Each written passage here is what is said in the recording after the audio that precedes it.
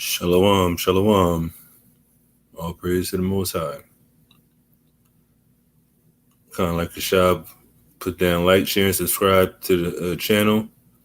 We're going to start in one quick minute. Definitely want more people to come up in here, though. So let's just get this thing rolling, you know? Oops.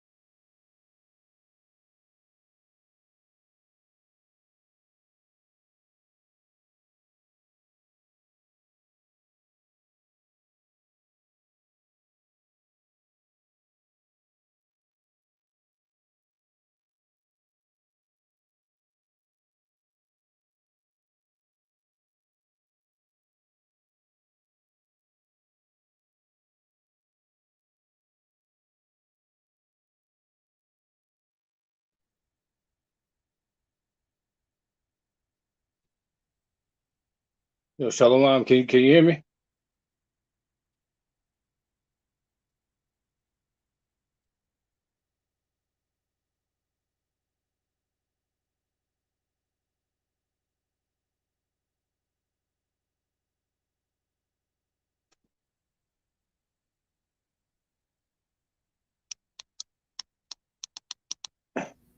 Oh, Check, can you hear Salaki, me? I'm Okay, tripping. I was on I mute can the hear whole you now. time. Shalom. Salagia. Oh, I don't even know if they heard my salute or whatnot, but let me just start from the top. First Con. and foremost, we call Law Yahweh by Shem Mashak Yahweh. So all praise to the Heavenly Father, name is only begotten Son. I'm Officer Ayash, soldier. I'm off at Hawaii.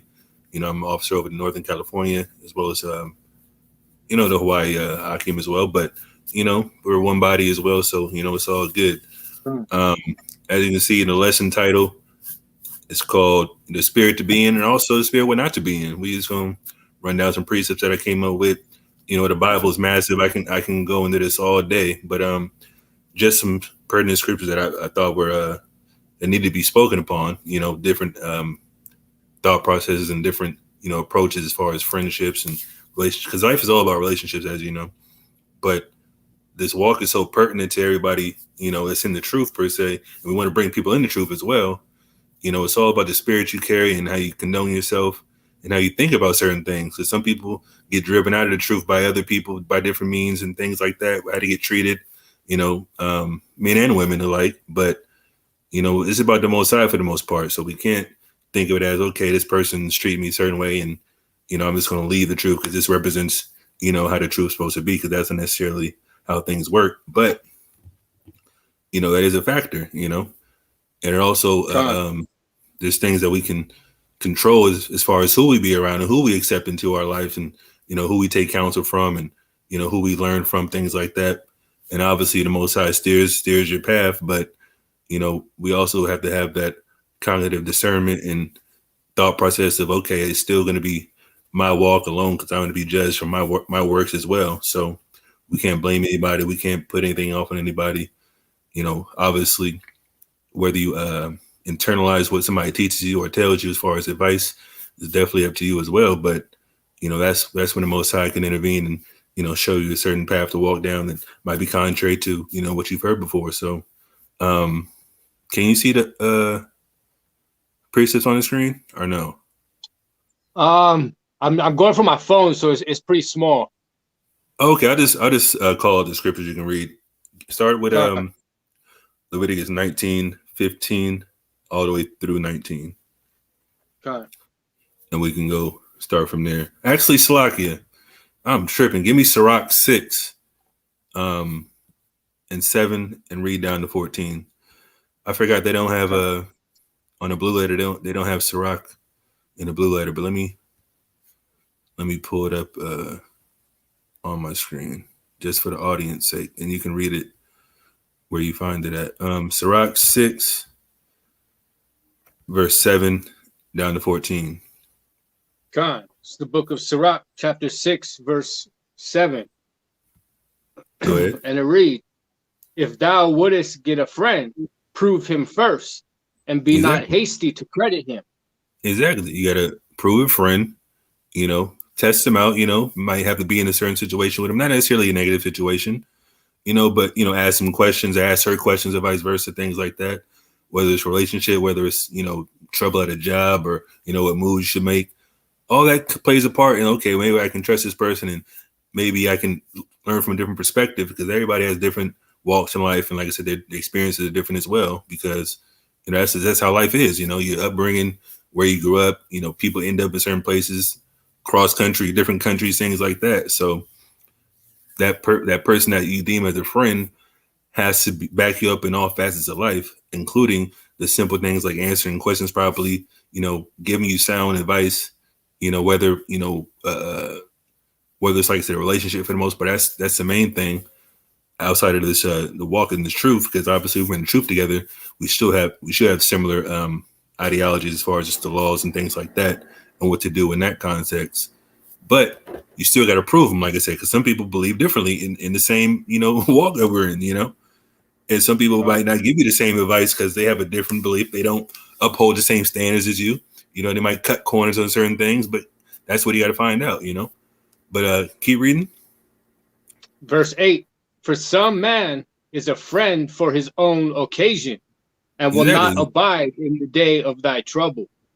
Yeah, he's a friend for his own occasion. That can be simple as somebody that, I'm not going to say any names, but there's a story that I've heard, it went viral in the community back in the day, maybe a couple years ago. Khan, Pagiala, SICARII, Hawaii, the brother Amath is in the building, He stepped to the plate, wanted to join me and do this live together so we can, get some experience and get his teaching on. But yeah, like I said, the story was, somebody had, a good chunk of money, and he got befriended by some of the leadership and, got taken advantage of, quiet as kept, according to how the story goes. But that's just how it works. Somebody's going to be a friend for their own occasion. Oh, you got money? Okay, let me see if I can butter him up and make him do this for me, or have him do this for me because he learns from me and he sees me as a teacher and an elder and things like that. But then he ended up abusing that friendship, and basically, screwing them out of some money in a sense. That's crazy. But these people in the truth we're talking about, minus the world, we don't even gotta get to the world. We can just talk about it in the truth. That's something you gotta. That's why you gotta prove your friend and be not hasty to credit somebody. Somebody that you call an elder or a leader, that person might steer you off in the wrong direction or use you based on the fact that they can get in your ear and say certain things and have you trust them to a certain extent, especially when it comes to monetarily. Like money is a huge ordeal just in this captivity because we can't survive without it. You know, even if you have a lot of money, you still would take advantage of. Look at Polite, what he did with it, brother.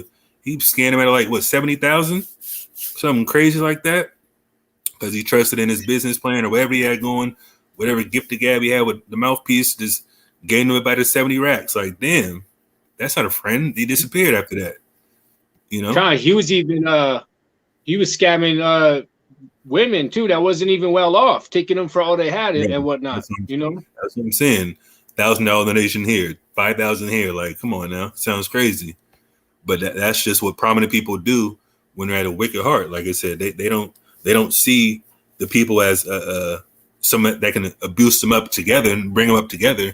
They just say, okay, I can take advantage of this person, and they're not going to follow me. They're not going to have the resources to, come after me, things like that, or, just, get the money back in a sense. They're not smart enough. They're just going to lose the money. I'm going to be out and about on Instagram or YouTube or Facebook, living it up off their money. That's what happens a lot. Christian church does that. You already know that's the major scam of a year.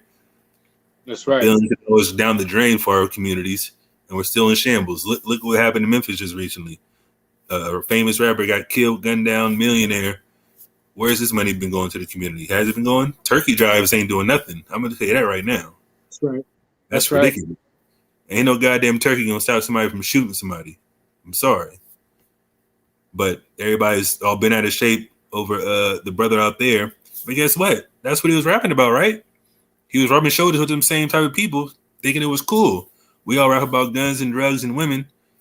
Now he's dead. Oh, man, he was a good guy. Like, what? Like, wait a minute. There's a dichotomy here. Like, which one? Like, we can't say he's a good guy when he's rapping about killing people that look like him. But guess what? He got killed by somebody that looks like him, right?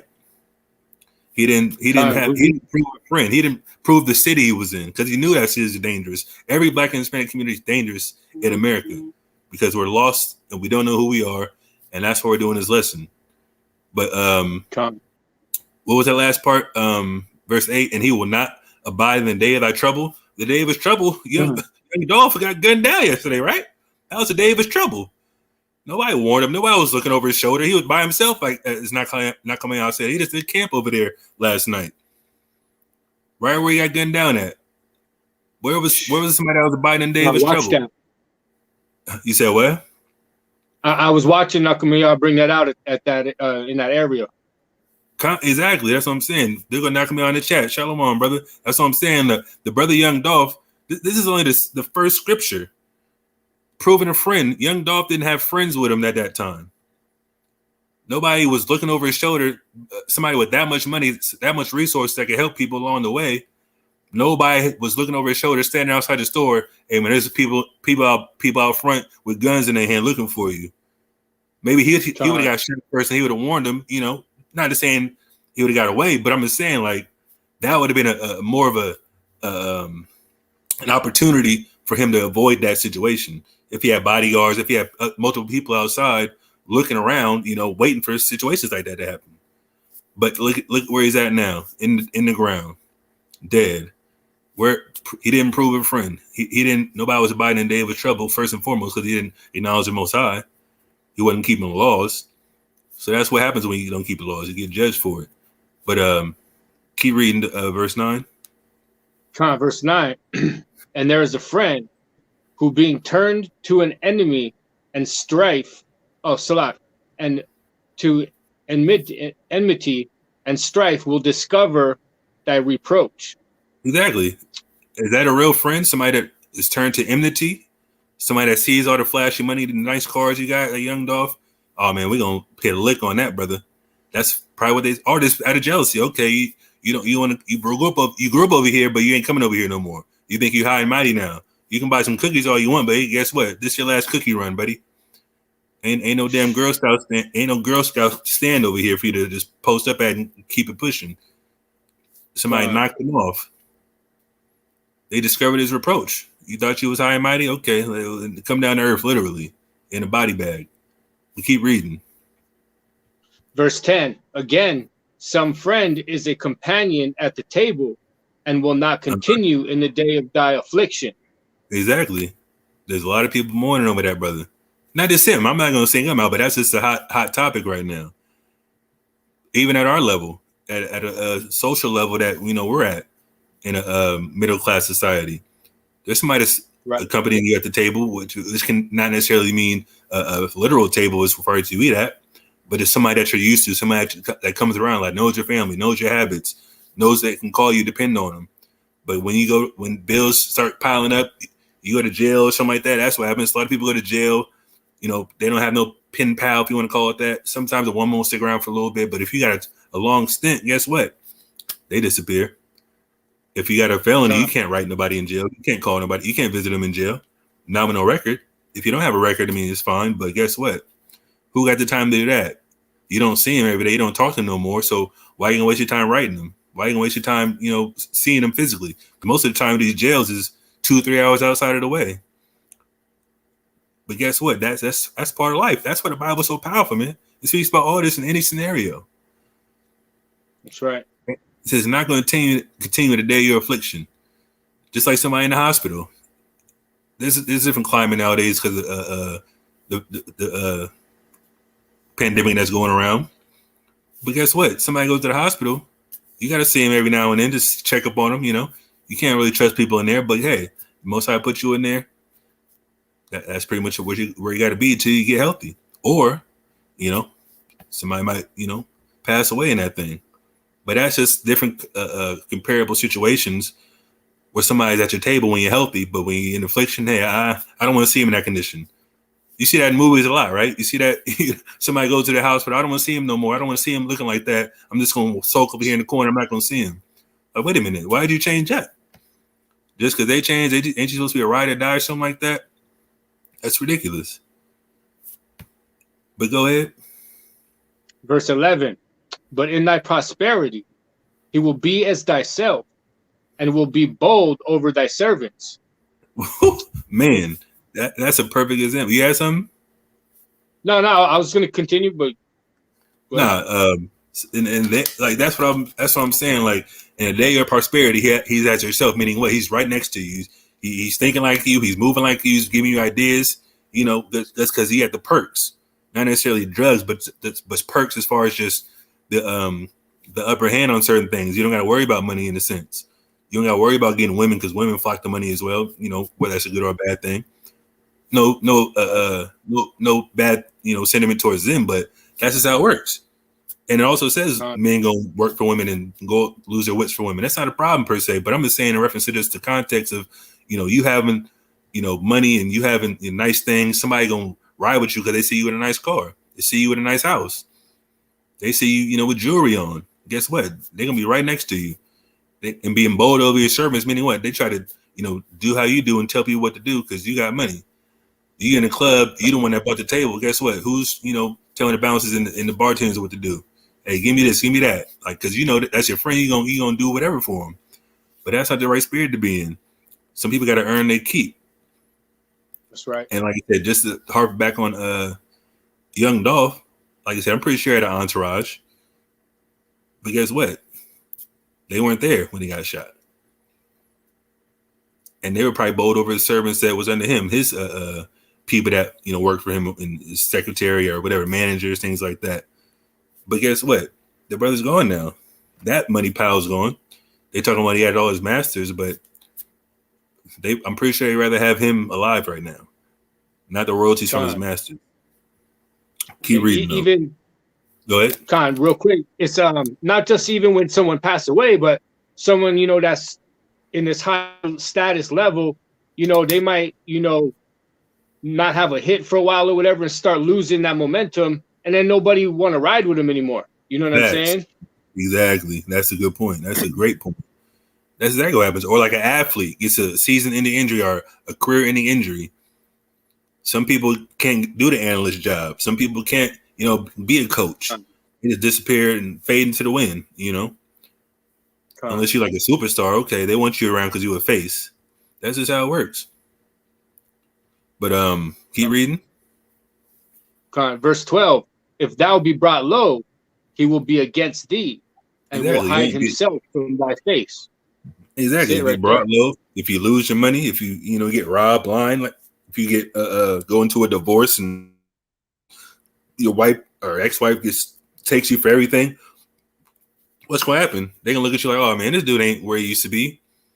He gonna hide his face. I'm not gonna hang out with you as much. I don't have any benefits no more.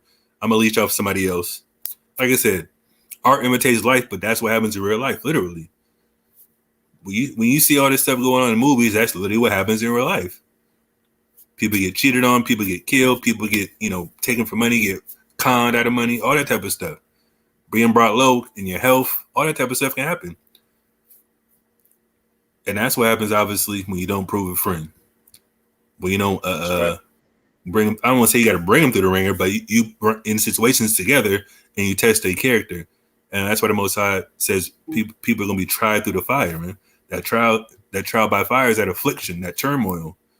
The trials of life, But keep going. Facts. Verse 13, separate thyself from thine enemies and take heed of thy friends. Take heed of thy friends. Know who you're dealing with. Know who you can call upon and depend on certain things. Like that's why I love the brotherhood in our school, SICARII, man. People have hardships. People, voice their opinions and voice their concerns and voice things that might be troubling them or coming up down the line that, hey, I might need this from y'all. I might need some help. I'm moving. Who can help me with a job or who can, hold me over till I get a job type situation. Happens a lot. It's no problem.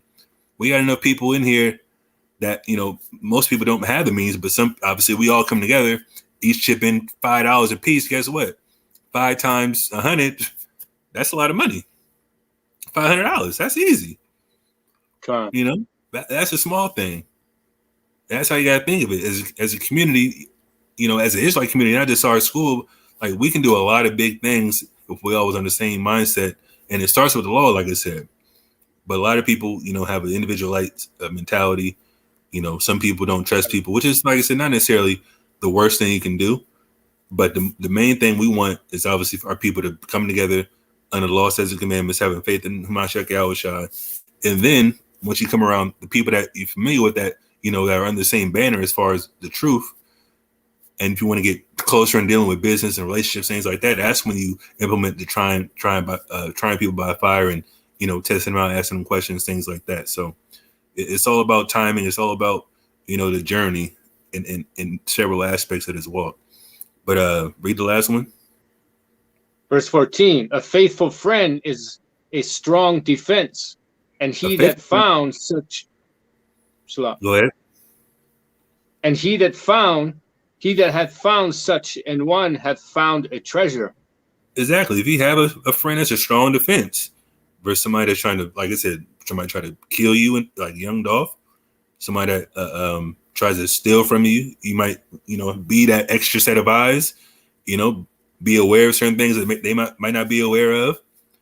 Somebody that can point you in the right direction, whether it's counsel, whether it's a job, whether it's monetarily, whether it's relationship-wise, all that type of stuff.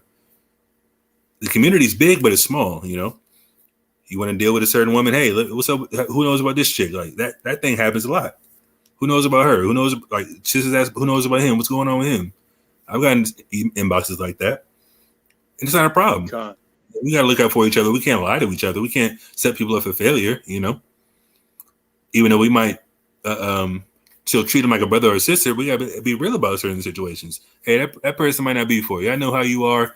That person, just steer clear, or just don't go too far. That's not a problem with warning people or telling them what's going on. But we also want to be able to instill that support in people as well if they do go off, and that's part of friendship as well.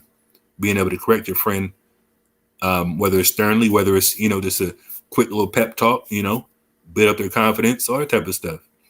But like I said, it's a strong defense, and if you found a treasure, because that's going to be a friend for life. But give me verse 1, actually. Go to verse 1 in this chapter. This is Book of Sirach, chapter 6, verse 1. Instead of a friend, become not an enemy, for thereby thou shalt inherit an ill name, shame, and reproach. Even so shall a sinner that hath a double tongue. Exactly. Instead of a friend, become not an enemy. Don't go against the grain. Don't present yourself as a friend and then backstab us. Don't go to camp and talk madness about us. We were just friends a couple months ago. That happens all the time. Some people get bitter. Some people, have a disdain for one person or two people. Might not like a certain thing. Then they turn around and start running their mouth. Like, why would you do that?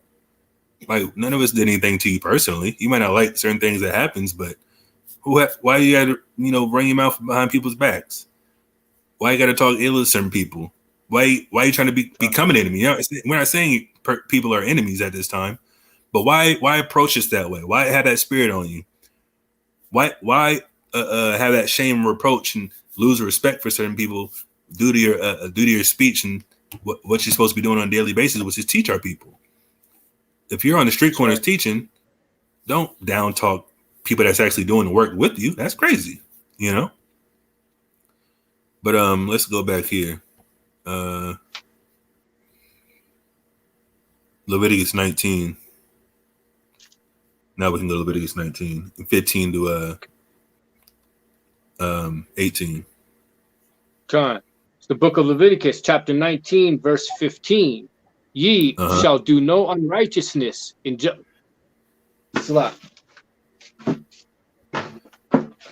Shaquad, and Rob, and Nakamaya, and Deli, Slagi. Go ahead. Verse 15. Ye shall do no unrighteousness in judgment. Thou shalt not respect the person of the poor, nor honor the person of the mighty, but in righteousness shalt thou judge thy neighbor. Salak, exactly. That's the key point as well. Don't do unrighteousness in judgment. Don't be a respecter of persons. No matter what status they're at, if they're an elder, whether they're a newcomer in the truth, you got to treat them the same way. Because we all in this together. Like I said, if one of us goes off, it might affect us all. That's what happened in the wilderness, right? The person hid them idols in the dirt, or was it gold in the dirt? And we all got plagues. Like, man, what the hell is going on? Like, Most High, what's up? Like, what are we doing? They had to go find that person, dig up the stuff, and burn it. Like, bro, like, what? Get this stuff out of here. But Shalom, Marathon. Well, actually, is that? Let me look it up. I remember. Let me see if I can find it real quick.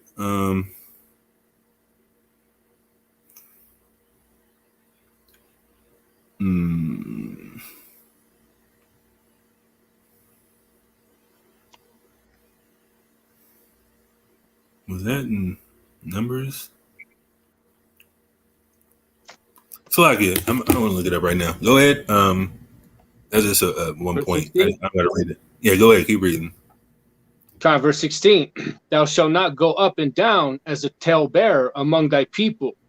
Exactly. Don't be a talebearer. Don't run your mouth. Don't be gossiping like a chick. Some people, women do that because they're more emotional, but at the same time, men do it too. It's not a good look. Keep reading. Neither shalt thou stand against the blood of thy neighbor. I am the Lord. Verse 17. Thou shalt not hate thy brother in thine heart. Thou shalt in any wise rebuke thy neighbor and not suffer sin upon him. Exactly. You got to rebuke your neighbor and not suffer sin upon him. If you suffer somebody to sin, that means you hate him. Because loving somebody means you got to correct them. Hating somebody means that he's going to allow them to do nonsense, allow them to go off, not correct them, think it's okay to not correct them, and then we're all in trouble. We're all in the same boat in captivity together because you want to beat around the bush and cut corners, like I said before, because you respect persons. Oh, this is my elder. This is somebody that I cherish so much. He's my friend. I don't want to hurt his feelings. Well, guess who's going to hurt your feelings? The Most High. And it's not going to be nice when he does it. It might not be death, but it might hurt your feelings for real, whether it's monetarily, relationships, health, all that type of stuff. It can happen. Keep reading. Verse 18. Thou shalt not avenge nor bear any grudge against the children of thy people, but thou shalt love thy neighbor as thyself. I am the Lord. Exactly. You gotta love your neighbor as yourself. Teaching the rights and wrongs. Don't hold any grudges. That's another bad thing as well. Holding grudges against people. That's a spirit you're not supposed to be in. And I know it's more of a problem with some women, but at the same time, men can do it too. Have a disdain for a certain person that did something to you in the past. Even though you say you might forgive them, the Most High, sees their heart and he knows, okay, this person still got some tension there. And that's not a good thing. It affects you overall and how you judge things and how you see and view people. And like I said, that can then be another reason why people can be driven out of the truth as well. How somebody else treats you based on something that you might have done to them, or maybe you might have even spoken up about it at all. Maybe they just going around thinking you good, like I said, you're a friend to them, but in the back of their mind, they might be feeling some type of way about you, but you don't even know. Nobody else knows but you. But you're holding a grudge. Like, okay, I'm thinking this person's a brother standing next to me on a line at camp or, whatever, any type of congregation. Now, you see somebody out at a summit somewhere, somebody might be feeling the type of way. There's a lot of people that have a disdain for quote unquote mamzers or mixed people. Like, come on, now, that's ridiculous. Like, that happened in Chicago. I seen the brother that was running his mouth at Chicago. We over here having a peaceful time. This brother is talking hellish shit about the Mexicans. I'm looking at him like, bro, why is he here? Like, he's on the grill too, cooking up everybody's food. But Chief was like, man, get him out of here. I was like, all right. I ended up cooking the food. I'm like, bro, this dude's tripping. We over here, Black and Hispanic Native Americans over here. He's over here yelling out loud, talking about some nigger only stuff. I'm like, bro, get out of here. Like, that's ridiculous. That's the type of person that's holding a grudge against Northern Kingdom because he just has his own ideology.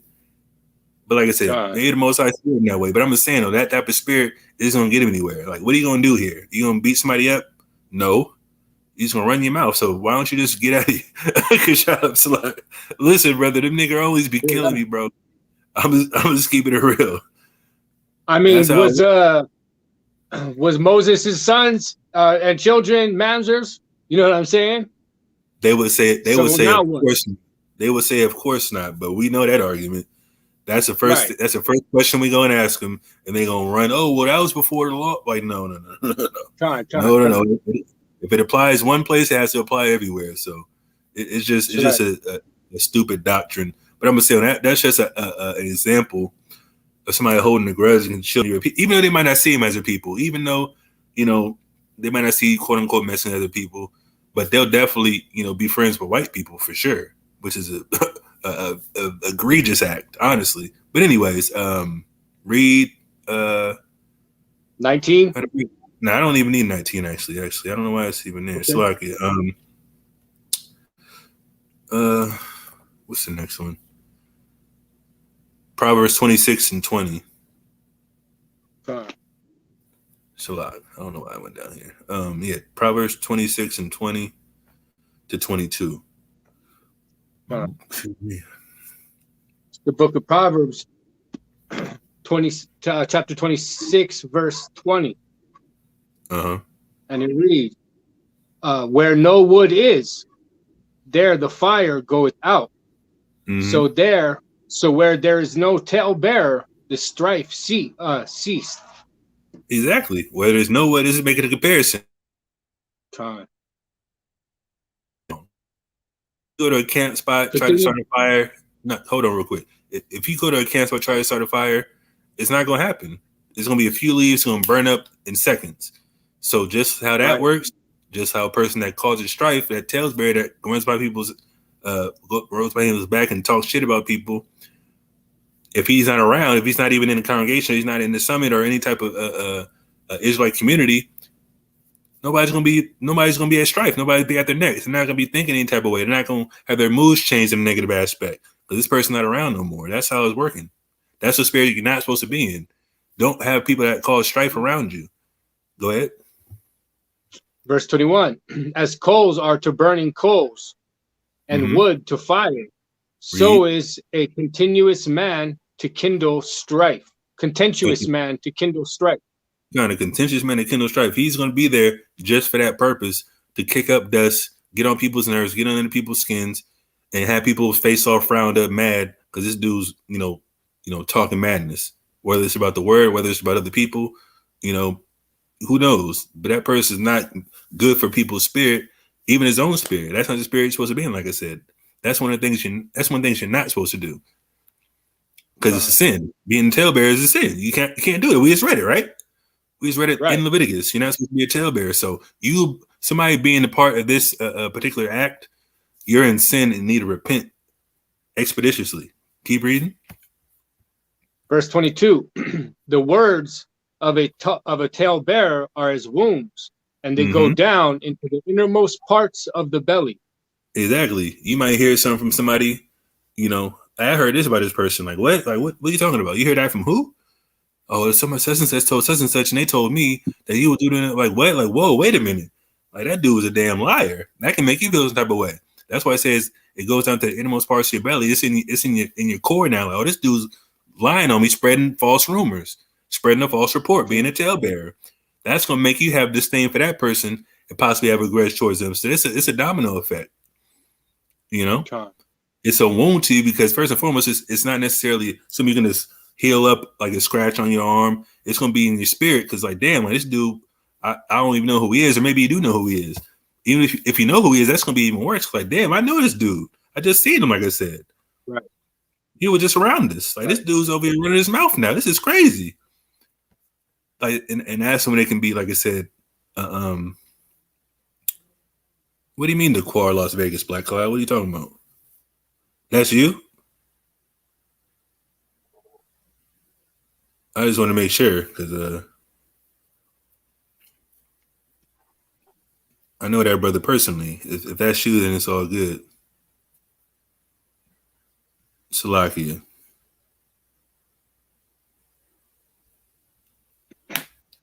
Is Black Cloud the Quar? Khan, that's him. Okay, that's what he said. I'm over here tripping. Like, wait a minute. Like, why is he putting that name in there? All right, cool. So basically, just the point of this verse is, like I said, being a talebearer can lead other people to be, in sin as well, holding grudge against certain people. And like I said, it's not a positive thing. We're not supposed to be sinning, especially if you can control it. Go to the next verse, Proverbs 17:4.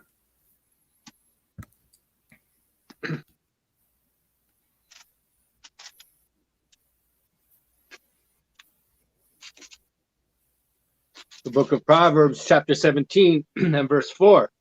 A wicked doer giveth heed to false lips, and a liar giveth ear to a naughty tongue. Exactly. So if you're wicked, somebody comes to you and starts, gossiping, talebearing about other people, you might believe them because you don't know no better. But if you're in the spirit, you're like, man, don't talk about that person. I don't know him like that. Like, do you know that person? Did you tell him already?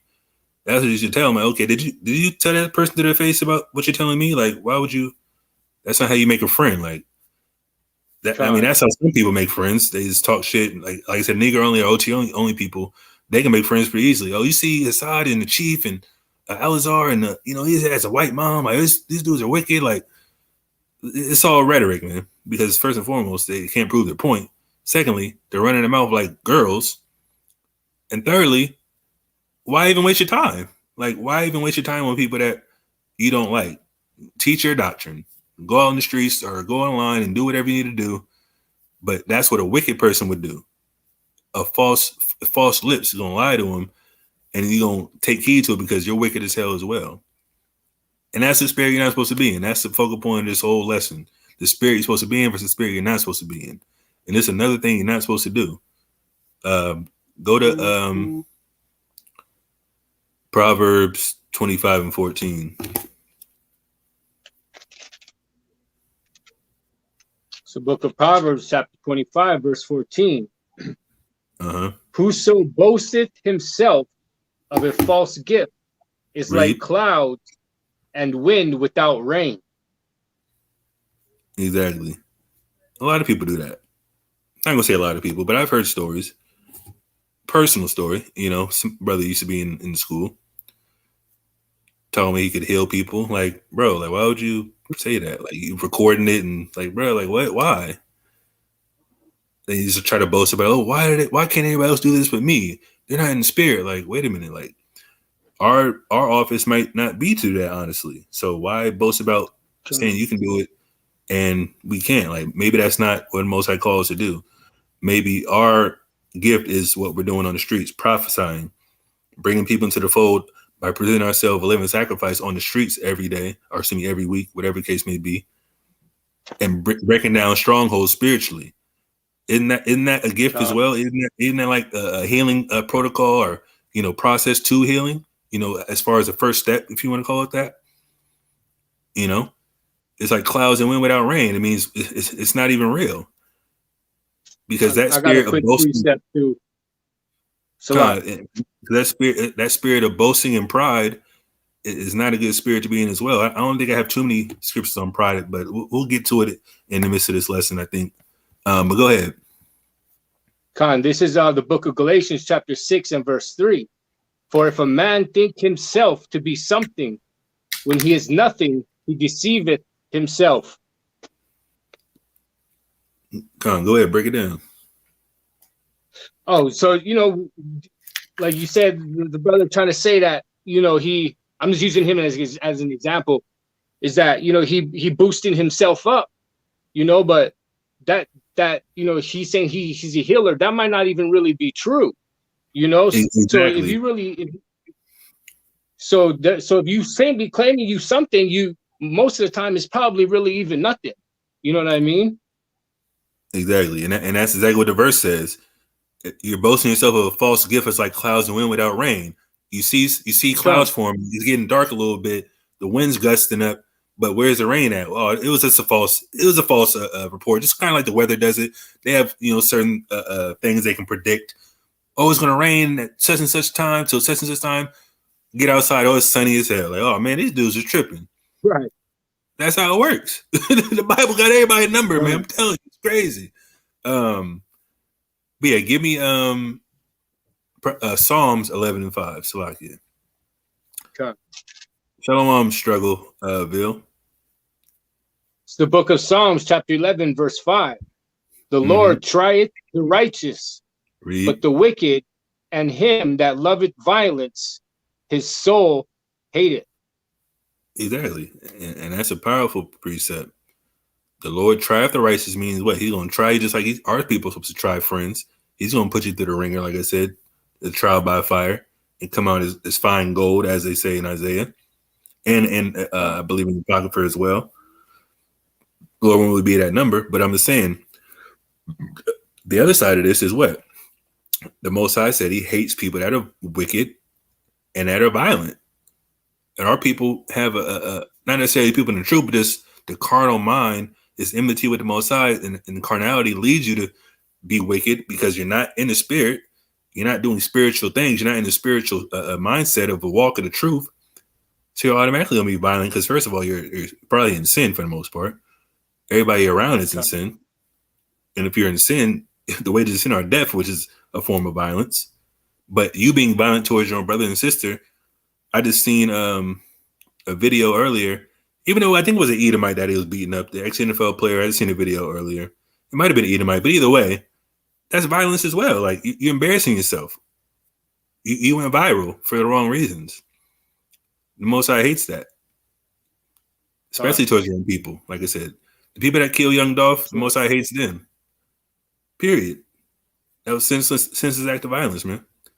And the Most High said he hates that person's soul. And violence begets violence, and guess what? Them people that killed him, they're going to be put to death in no time, guaranteed. Right. But let's get the next verse, Proverbs 15 and 10. What? Vladimir Putin? Oh man, you're a troll. Am I the only one that wishes Pope Francis get riddled with stones? Pope Francis is going in chains. Don't care about stones. He's going in chains. He's going to be the one in cotton fields picking plants and not mushrooms, but different type of vegetables and things like that in the kingdom, man. So is Vladimir Putin. So that's a very fitting name. But go ahead. This is the book of Proverbs, chapter 15, verse 10. correction is grievous unto him that forsaketh the way, and he that hateth proof, he that hateth reproof shall die. Exactly. Correction is grievous unto them that have forsaken the way. This is talking about Israelites first and foremost. Forsaking the way is what? Getting off the beat path of the truth, keeping the laws of God, you know? And you try to correct them, they're going to buck up against it. They're going to make their forehead strong against all foreheads, as the prophets say. And they're going to end up in a pit, man. They're going to end up in a hardship. Whether it's, like I said, anything under the sun can happen. And he that hated for proof, him that hates to be corrected is going to die. Because why? They're going to be in sin till they die. They don't want to get corrected. That's not the spirit you want to be in. You got to be humble enough to learn something every day. Learn something new every day. That's what I've heard when, I don't know if it's on a movie or just a meme or something like that. But that's a common, concept. You learn something new every day, whether it's on TV, whether it's in the Bible, whether it's from a coworker, whatever the case be, your parents, your brother, even your kids sometimes. These kids is getting smarter and smarter, man. But guess what? If you're not humble enough to learn from somebody, guess what? Whether they're in the truth or not, like I said, we can learn from heathens. Not necessarily about the Bible, but just anything. Technology. Right, they can be a vessel of truth. Exactly. We can learn, cryptocurrency, like that's a huge thing, like whatever, like some type of business ventures, all that type of stuff is suitable for you to sustain yourself outside of, living the laws of God. But living the laws of God is the main thing, and that's what's going to cause people to die for the most part who are Israelites. But let's keep reading. Give me the next chapter, Proverbs 16, 5 through 8. So Proverbs chapter 16, verse 5. So like I was saying, Vladimir Putin. I'm just saying, Vladimir Putin, that's not your name, though. It's correct. All praise to the Most. I'm just saying, Vladimir Putin himself will be in chains along with Pope Francis. So you all good, brother. All praise to the Most High in the chat, listening. Go ahead. Verse 5. Everyone that is proud in heart is an abomination to the Lord. Woo-wee. That's what I wanted, because I was talking about pride earlier. Read that again. Verse 5. Everyone that is proud in heart is an abomination to the Lord. Ooh, an abomination isn't a good thing, is it? That is crazy. You're an abomination. That means the Most High despises you in a sense. He definitely turns back on abominations. You do abominations, you definitely in sin. Keep going. Though hand join in hand, he shall be not punished. He shall not be unpunished. He shall not be punished. Be unpunished. Exactly. You're going to be punished for doing abominable acts. And there's several of those as well. Eating abominable foods, abominable sexual activity, all that type of stuff plays a part. It's madness, man. You reading? Verse 6. By mercy and truth, iniquity is purged. And by the fear of the Lord, men shall depart from evil. Exactly. So if you proud, the Most High already says you're an abomination to him. And that's pretty much in the lines of hate, But by mercy and truth, iniquity is purged. So if Most High has mercy on you, brings you to the truth, he's going to more than likely purge your iniquity because you know the truth, which is keeping the laws of God, sustaining you in that truth. And by the fear of the Lord, because the fear of the Lord is the beginning of wisdom, and the fear of the Lord is keeping the commandments. So that's how you depart from evil. But it's a double entendre in a sense. And if you depart from evil, guess what? You're not going to be hated, and you more than likely won't be put to death. So that's the spirit you got to be in. There's one spirit you're not supposed to be in this verse, or this sequence of verses, and another.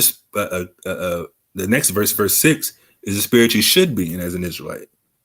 But keep reading. Verse 7. When a man's ways please the Lord, he maketh even his enemies to be at peace with him. Exactly.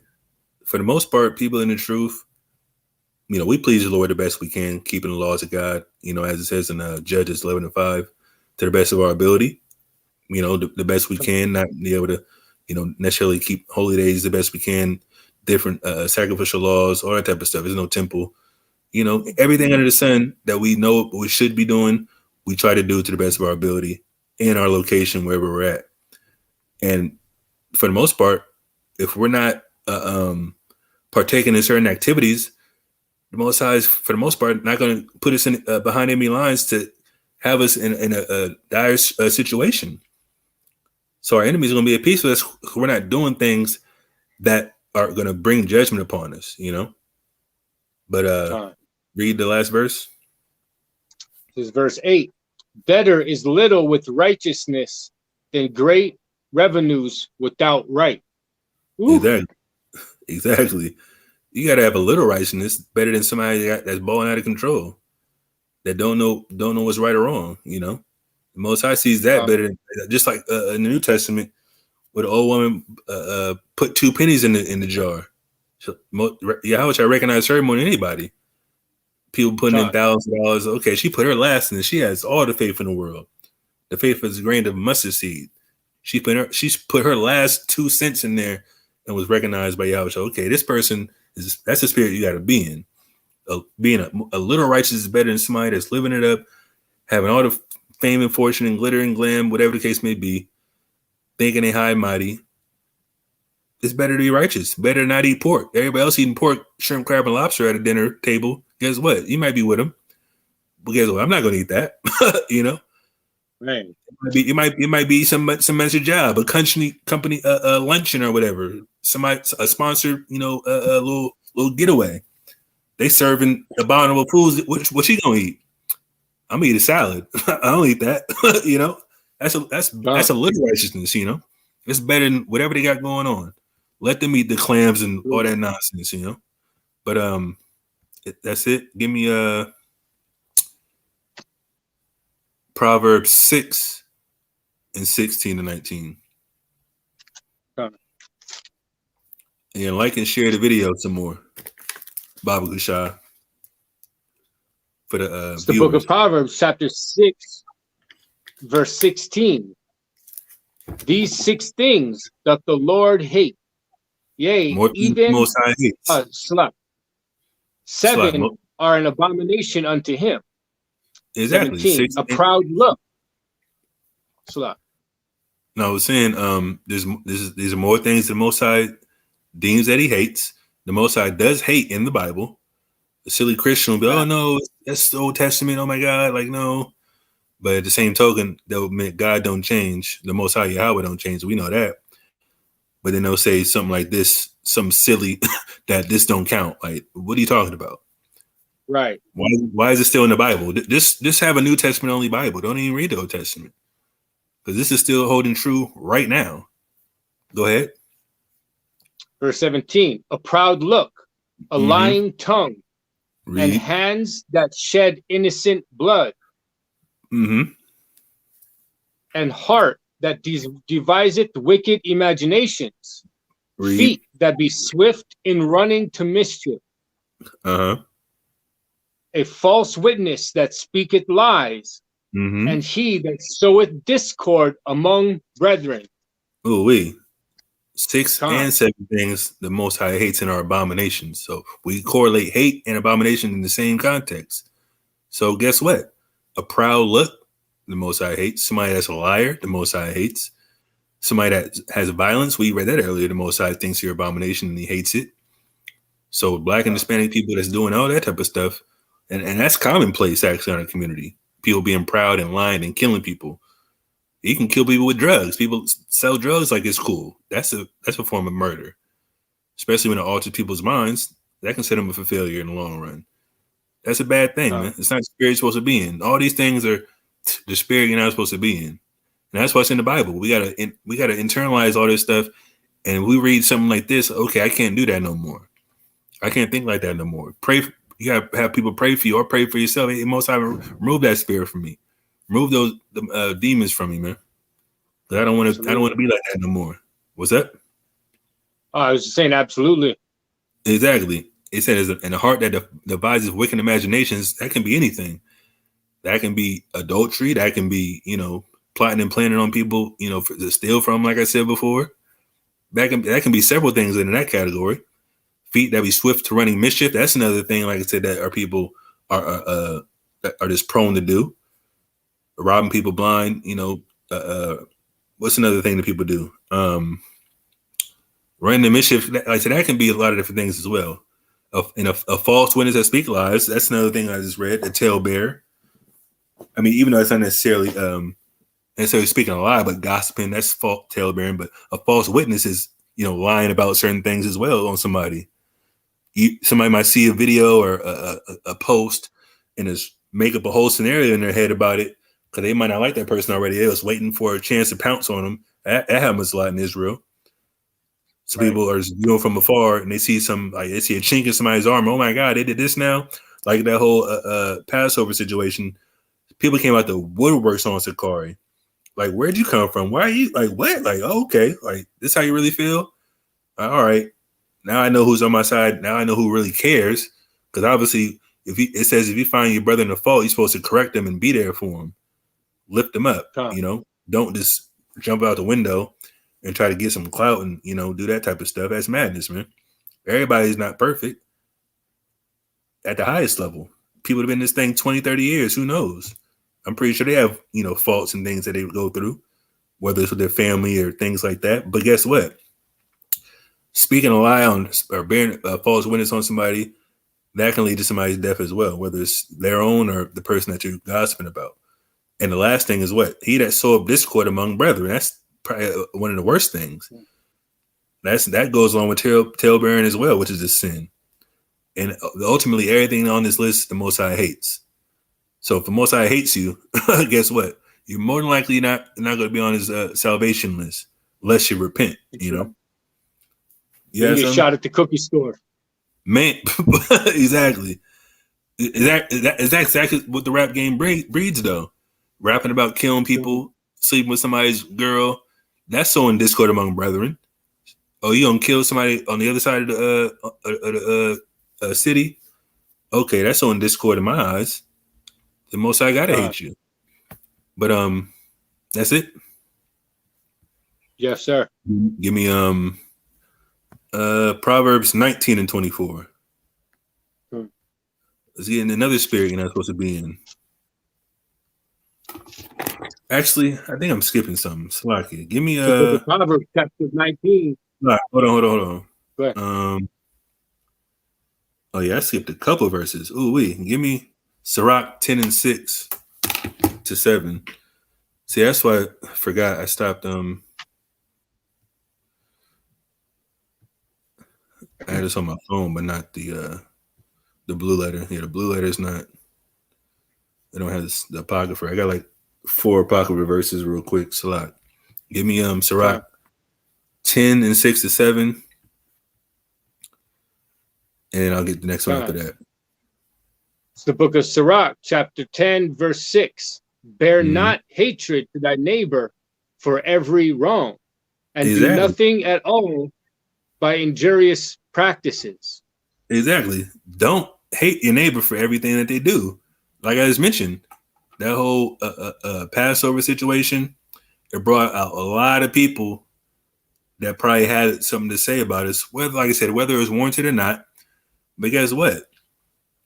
Does that mean you can hate us for it or hold it against us till kingdom come? Like, no.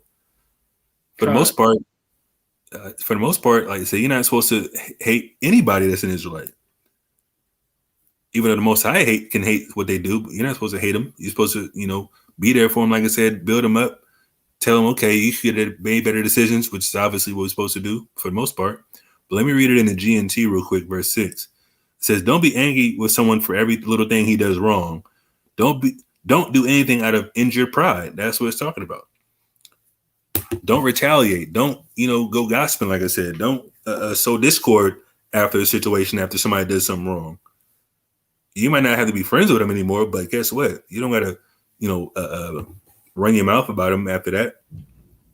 You might be able to express some to particular people to get it off your chest, because obviously you don't want to hold that into your spirit, because everybody needs to release tension at anybody, whether it's crying, whether it's venting to people.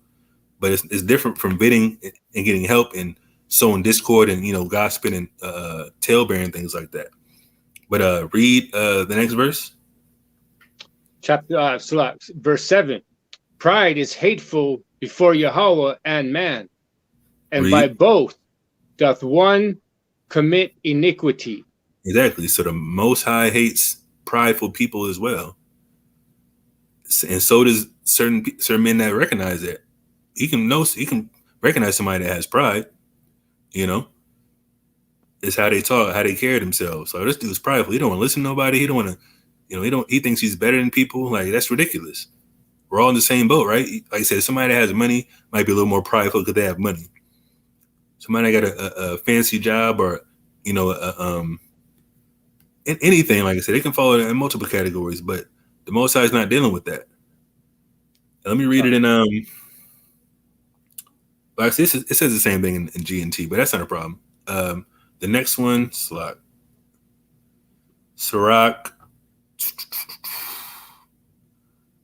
19, 5 to 17. So you're going to read a few verses down here. No problem.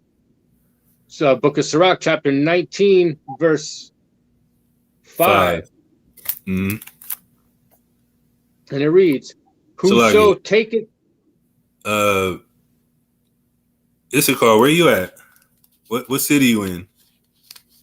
Vladimir? I don't know why you named yourself Vladimir, but whatever. Issachar, what time Saturday? What city you in? If you in the Bay, it's 16th and Mission, 2 p.m. Oh, you in East Oakland? Okay, yeah. 2 p.m. San Francisco on 16th and Mission.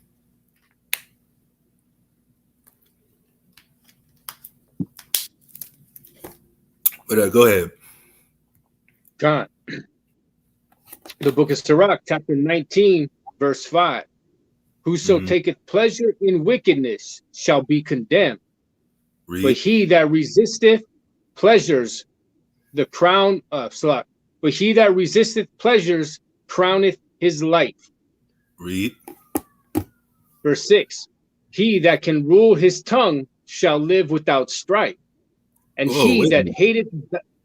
We just read about people that cause strife, and that's not a good thing. So let me start at verse 5. I skipped the verse. Who shall take pleasure in wickedness shall be condemned. You taking pleasure in wickedness meaning what? You enjoyed sinning. You enjoy doing things that the Most High doesn't like. Even if it's not a sin, it might not be suitable for you. It might not be something that's portrayed righteously in a community. And that's why Paul says it might not be unlawful, but it's not expedient, And he that resisteth pleasures crowns his life, because you have a more strict a thought process. Your eyes are stayed on the Most High and the laws of God. You're not willing to bend or break and mold to somebody else's will. You're under the Most High's jurisdiction. And read the next verse or 6 again, Slot. Verse 6. He that can rule his tongue shall live without strife, and he that hateth babbling shall have less evil. Exactly. That's the spirit we got to be in. Rule your tongue. Don't run your mouth all the time. You're not going to get anywhere talking shit about people. And that's another verse. I don't have it here, but it's a definitely popular verse. A fool's lip calls for strokes, man. You trying to bring strife around people. People going to get angry and might want to do something to you. And it says, what? He that hated Babylon shall have less evil. You're not running him out. You don't want to prove himself and be proud and think you can take everybody on and beat people up and, you untouchable and things like that. Like, the Most High can really judge you for that. That pride comes before a fall, as is written as well. You're going to have less evil if you don't talk as much. And that's what it says. I don't have it written down either, but it's in Sirach where it says, even a fool, or is it in Proverbs? Hold on, let me see. I also got a quick precept too. Go ahead. It's the book of Ecclesiastes, chapter 10, verse 12. The words of a wise man's mouth are gracious, but the lips of a fool will swallow up himself. Go ahead. Right. So you speaking wise, you're gonna have grace. You're also gonna be gracious in that sense. But you go around, gossiping, talebearing, and all these types of things, you're gonna get broken down, in these different ways. However, these different ways, the Most High might feel like putting it on you. He might kill you. You know what I mean? But the lips of a fool will swallow up himself. Exactly. And this is a precept I was looking for. Sirach 20:1. You don't got to get it. I'm just going to read it real quick. There is a reproof that is not comely again. Some man holdeth his tongue, and he is wise. That's kind of the same a precept in a sense where it says, if you hate Babylon, you're going to have less evil. So if you hold your tongue, you're more wise, because guess what? You might have all this stuff to say about somebody. You keep it inside. Like, you might think like, man, this dude's tripping. This dude's bugging the hell out. But guess what? He's my brother, or she's my sister. I'm not going to say too much, or you can say it in a constructive way. Who knows? A more pleasant way, and like I said, it's all about the tone, and sometimes it's about the wording. But guess what? Or you can just keep your mouth shut and be like, okay, well, hey, I'm just going to do me. She's going to do her. Unless it's a sin, obviously. We got to speak on sin. But I'm just saying, though, just running your mouth for no reason and just talking about people, or, just having a motor mouth, that can get annoying. And like I said, if you hate running your mouth, which is some people should recognize that, you're going to have less evil. And like I said, if you hold your tongue, you're wise. That goes hand in hand. But read verse 7. All praises, Vladimir Putin. It's all good, man. Go ahead. Book of Sirach, chapter 19, verse 7. Rehearse not unto another that which is told unto thee. Exactly. And thou shalt spare never the words. Don't be gossiping, man. Period. Read. Verse 8. Whether it be to a friend or foe, talk not of other men's lives. And if thou canst, without offense, reveal them not. Exactly. Somebody goes to you with some secrets or some problems that they have. You don't go gossip with somebody else about it, acting like it's fun and games. That's a personal issue. They went to you because they trust you. They, like I said, proving a friend in that concept. Knowing that they can keep a secret or keep some personal issues between you and them, because they might went to you for counsel, or it might be something deeper. Somebody might have some marital issues. Somebody might have some health issues. They don't want everybody to know that. So what are you going to run your mouth about that for? Why are you going to tell other people about that for? They might be embarrassed. They didn't give that to you to go tell everybody else about. And that's where it comes into a play as far as, proving a friend in that concept as well. Or like I said, it might be a foe, somebody you don't like. It plays it's both sides of the fence. More than likely they're Israelites, but if it's a heathen, like I said, there's no jurisdiction over them. We don't care about them. But guess what? It might not even be something that you want to talk about because it doesn't bother you in a sense. But it's not your place to tell other people's business if they come to you with something that's not meant to be shared, But keep reading. Verse 9. For he heard and observed thee, and when time cometh, he will hate thee. Exactly. He will hate you for spreading that rumor or that the information. Go ahead. That's right. Verse 10. If thou hast heard a word, let it die with thee, and behold, it will not burst thee. Exactly. It's not going to come out of you. Because it's something that somebody trusted you with. Like somebody came to me one time, with some information. She's like, oh, don't tell nobody. I'm like, all right, cool. Don't worry about it. I ain't never told nobody since, because it's not nobody's business. It's very simple. And that's what people entrust people with, because obviously they know you well enough. Okay, I'm just going to let you know this, and guess what? They told me the criteria. They told me what to do and what not to do. All right, cool. It's good. You trust me to tell me is good. Ain't nobody's business. Obviously, nobody knows but me. What's going to benefit somebody else to tell about this person? Doesn't make sense. And that's the spirit you should be in that regard. This is the spirit you should be in, not being a talebearer and gossiper telling everybody's business. Because Sirach is about wisdom as well. But keep reading. Verse 11. A fool travaileth with a word, as a woman in labor of a child. Exactly. What happens with labor? A woman yelling and screaming and kicking and grabbing people's arms and try to get attention. That's what a fool does. Go ahead.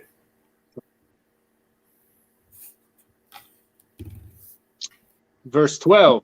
As an arrow that sticketh in a man's thigh, so is a word within a fool's belly.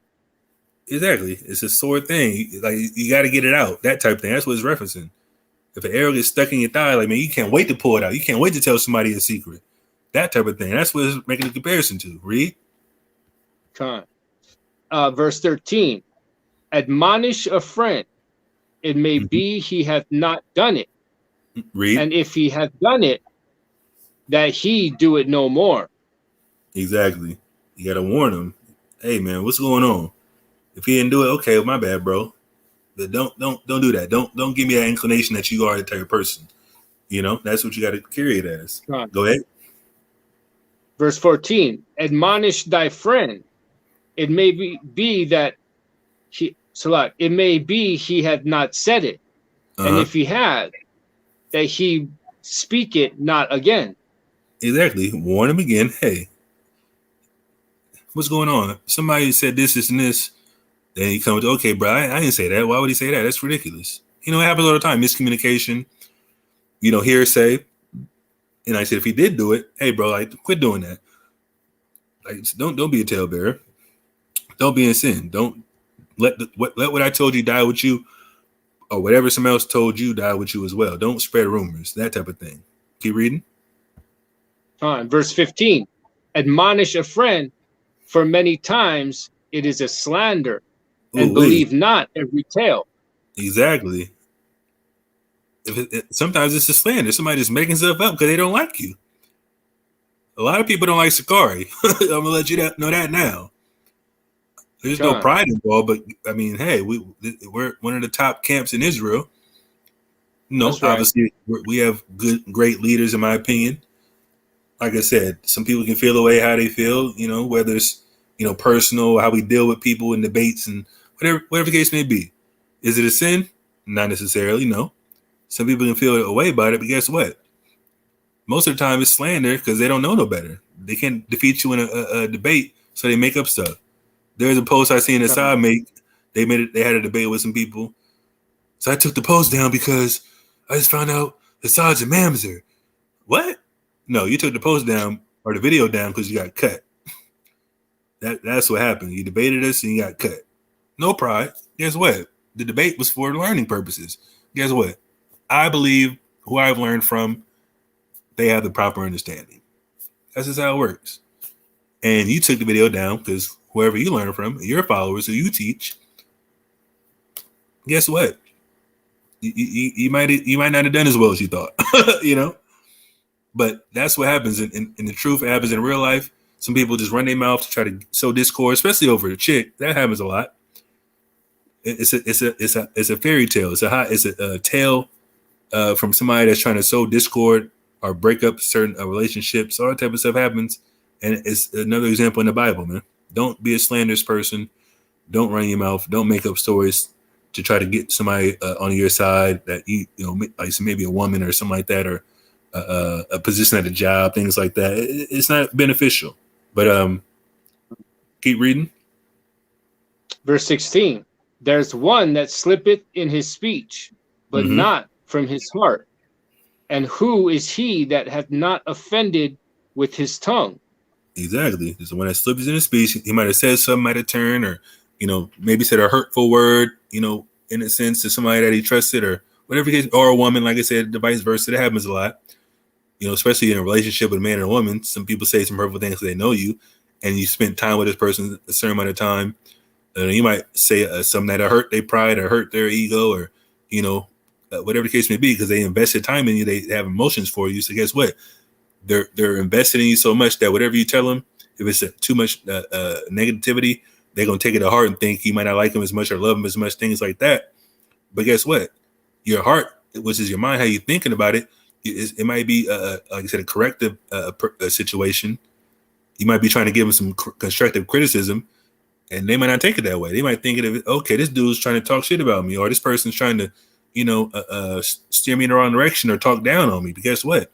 In your mind, or in your heart, which is your mind, they have good intentions, try to get you better, try to make you see certain things from their perspective. It also says, who hasn't offended with your tongue in your lifetime? Everybody has, whether it's intentional or unintentional. But keep going. Right. Verse 17, admonish thy neighbor before thou threaten him, and not being angry, give place to the law of the Most High. Exactly. This is what you're supposed to be doing. All these admonishment scriptures, that's what you're supposed to be doing. Warn them. Hey, tap them on the shoulder. Hey, bro, let me talk to you real quick. Do you do that? Don't do that no more. If you slandering, bro, don't do that, bro.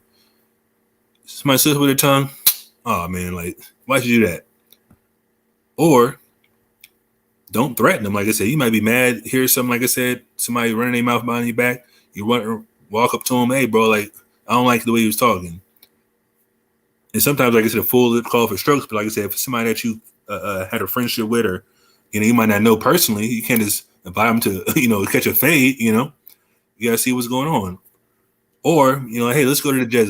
Let's get another witness. Let's get somebody that can hear us out and judge righteously. That's where respective person comes into play as well. Because when you deal with the law of the Most High, guess what? It's supposed to be righteous judgment. And somebody that hears certain matters from two different people can judge rightly. Okay, well, this is what I feel about it. This is what my judgment for it. This is what should happen, and that should be that. Not throwing blows and talking madness about people, having a grudge, and obviously, like I said, keeping the law. You can't do that. You can't have a grudge. You can't bring your mouth from behind people's back, whether it's in your favor or not. The law is the law, and we're gonna move forward as a unit.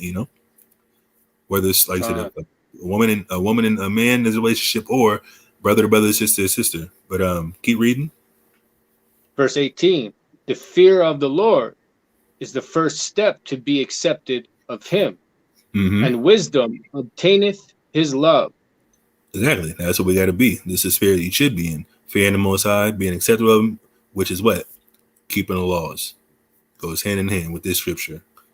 That's why verse 19 reads this. Read.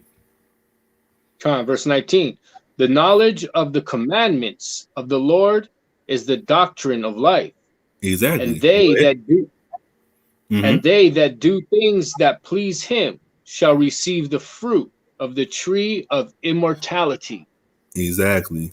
We want the doctrine of life, which is the tree of life, which is also the laws of God. We want to do things that please him, which is the covenant that we received. And like I said, that's what's going to bring us to a kingdom and an everlasting life in the kingdom of heaven, which will be on earth in the rulership of the Israelites, keeping the laws of God. That's the bottom line. But give me Sirach 21 and 28. 2 chapters over. And then we'll go back into the Old Testament. The book of Sirach, chapter 21 and verse 28. A whisperer defileth his own soul. Read. And is hated wheresoever he dwelleth. Exactly. A whisper is another word for like a talebearer, somebody that gossips. Oh man, you hear this about that person? They might see somebody out in public. Oh man, you hear this, and this. Like, wait, like, bro, stop it. Like, that's ridiculous. Why I need to hear? That's what I'm saying. Like, it says that in I think in chapter 19, this is something about let some die with you, that type of thing. I don't need to hear everything about everybody. You define your own soul, thinking you're trying to gain a friend, and like I said, you might tell the wrong person. Like, we see the person over there. I heard this and this. Like, wait a minute.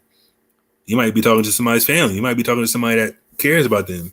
Somebody that might be joining their camp, or they might be joining the camp that you're representing. And you might tell somebody something. Okay, this person operating like that. I'm not trying to be with them. No, I'm not trying to be with them.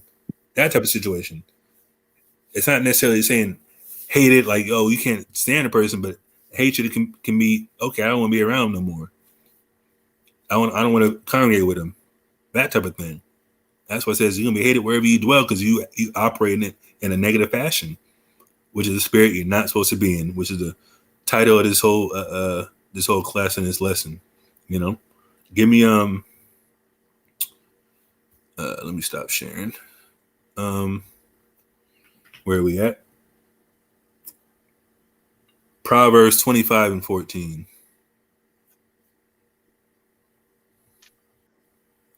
What you on a porch outside? I'm in my garage here. Oh, okay, cool. Book of Proverbs, chapter 25 and verse 14. Whoso boasteth himself of a false gift is like clouds and wind without rain. Hold on. Yeah, we hit that one. Did I put that twice? Oh, I know what happened. Salaki, I'm tripping. Damn, I didn't even have this written down. That's true. Okay, I'm tweaking right now.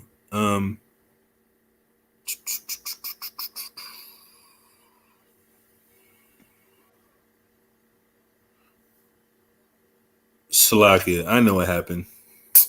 I'm burnt. I know exactly what happened. I skipped because I have some on my phone, but I have this on the blue letter. Like I said, I skipped the Sirach versus Salak. Give me Sirach 10 and 9. Salak. I meant to read more Sirach scriptures. Salakia. I'm over here like, wait a minute, I could have swore I read that. Right. Okay, I know what's going on. Proverbs. I'm trying to see where I left that on this blue letter though. Hold on, let me see. Okay. Probably. Okay. It's all good. I know where we at. Give me Sirach 10 and 9, and then jump to verse 12 through 15. Khan. It's the book of Sirach, chapter 10 and verse 9. Why is earth and ashes proud? Exactly. There earth is and not ashes proud is talking about man. Talking about the hell? Earth and ashes is talking about obviously the mankind, because it says what Adam was made from the dust, quote unquote. But that's what it's referencing. Keep reading. There is not a more wicked thing than a covetous man. There's no that's what you're not supposed to be in. A covetous man, somebody that wants to get everything that he sees, that wants to buy up everything, get all the Jordan shoes and all the fancy cars, whatever the case may be. If they can afford it, obviously, that's whatever. But you coveting things over the word of the Most High, that's not a good thing. This is not a more wicked thing than that. Keep reading. For such and one setteth his own soul to sale, because while he liveth, he casteth away his bowels. What does that sound like to you? What do you think that sounds like, Amaf? Shalom, Demetrius. Basically, I mean, he's using these things as more of like a and maybe it might not be the best word, but like more of an inspiration, than living by the law, statutes, and commandments. They're all about, these like things like money and other things, like you said, cars and whatnot is their motivation compared, to truly living by following the laws. I don't know if that's on point or not, but in a sense, but let's leave what it says again. For such as one, because like I said, you're a covetous man. That's the key point. You're a covetous man. So the Most High says there's not a more wicked thing than somebody that covets a man. That somebody covets. So that's more like a celebrity, right? Because what? If you covet money, if you covet riches, you covet women, you set your own soul to sale. You sell your soul because while he liveth, while you're alive, you cast away your bowels, cast away your common sense, your morals. Let me get that in the GNT and see if it reads a little bit different. 10 and 9. It doesn't read like I would like, but let me just read it. Sirach 10 and 9 in the GNT. We are only dust and ashes. What have we got to be proud of? Our bodies decay even while we are alive. It doesn't really say what I wanted to say, but because it skips that key point when it says you sell your own soul to sell. But that's pretty much what it's talking about. You go after all these materialistic things, and you don't even think about the word of the Most High. You don't even think about living righteously. Right. But so read verse, what did I say? Verse 12, yeah. Fine. Verse 12, the beginning of pride is when one departed from Yahweh, and his heart is turned away from his maker. Keep Verse reading 13, mm-hmm. for pride is the beginning of sin, and he that hath it shall pour out abomination. And therefore the Lord brought upon them strange calamities, and overthrew them utterly. Verse 14, the Lord hath cast down the thrones of proud princes, and set up the meek in their stead. Exactly. Verse, So like, oh, that was 14. So like, let me start from 12. It says, the beginning of pride is when departed from God and his heart is turned away from his maker, period. So you're not thinking about the Most High. Similar to verse 9, you going off material riches, worldly things. You're not thinking about the Most High. So guess what? You're in pride. You think you can do whatever you want. Most of the night control. Guess what? That's kind of what happened with young Dolph. He lived on the high horse, got all the money, the fancy cars, got the money out the yin yang. His heart departed from God, and the Most High took him away from his materialistic things in his family. You can't take that with you. So guess what? You got to go. But it says what? Pride is the beginning of sin. That's why the Most High hates pride. And said, he that have it shall pour out an abomination. Because guess what? You're not going to be in your right state of mind. When you're in pride, you think, like I said, you're a constant sin. You have no wherewithal, no thought process of what to do in your life. Especially if you're an Israelite, you don't know what's right or wrong without the laws of God. So if you don't know the laws of God, you're more likely going to commit abominations and be worthy of death at every step of the way. It says that's why the Most High Yahweh brought upon them strange calamities, judgments, and overthrew them. Whether that's a death sentence, whether that's health, whether that's taking money from you, whether that's taking your family from you, taking your wife or girlfriend from you. That can be something that hurts you emotionally and scars you. That type of thing. And it says, along with that same prideful spirit, which is a spirit you're not supposed to be in, which is, like I said, the concept of the whole lesson, the Lord cast down the throne of princes, people that are on high, and set up the meekness as people that aren't prideful. He gonna set up people that serve him with humbleness and don't go after materialistic things and don't have a covetous spirit. Go ahead. Verse 15. The Lord hath plucked up the roots of the proud nations and planted the lowly in their place. Exactly. That's what happened when the Israelites returned. The Israelites are lowly at this time. The Israelites weren't necessarily proud when they were ruling, but we were still wicked as hell. Who's proud right now? The so-called white man, Edomite, America. They're the proudest. Exactly. And that's what it says in Obadiah. And also in, I believe it was Jeremiah as well. They're proud as hell. That's why they're going to be taken out of rulership by thermonuclear destruction. And I hope it happens swiftly. Man.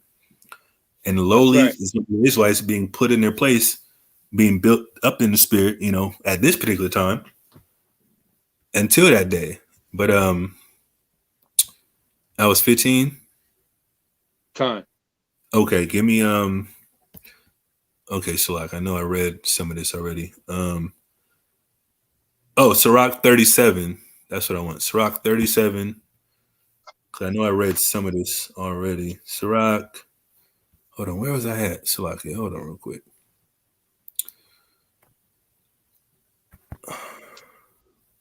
Proverbs. Okay, yeah. Sirach 37. 2. Verse 2 to 6. It's the book of Sirach, chapter 37, verse 2. It is not a grief unto death when a companion and friend is turned to an enemy.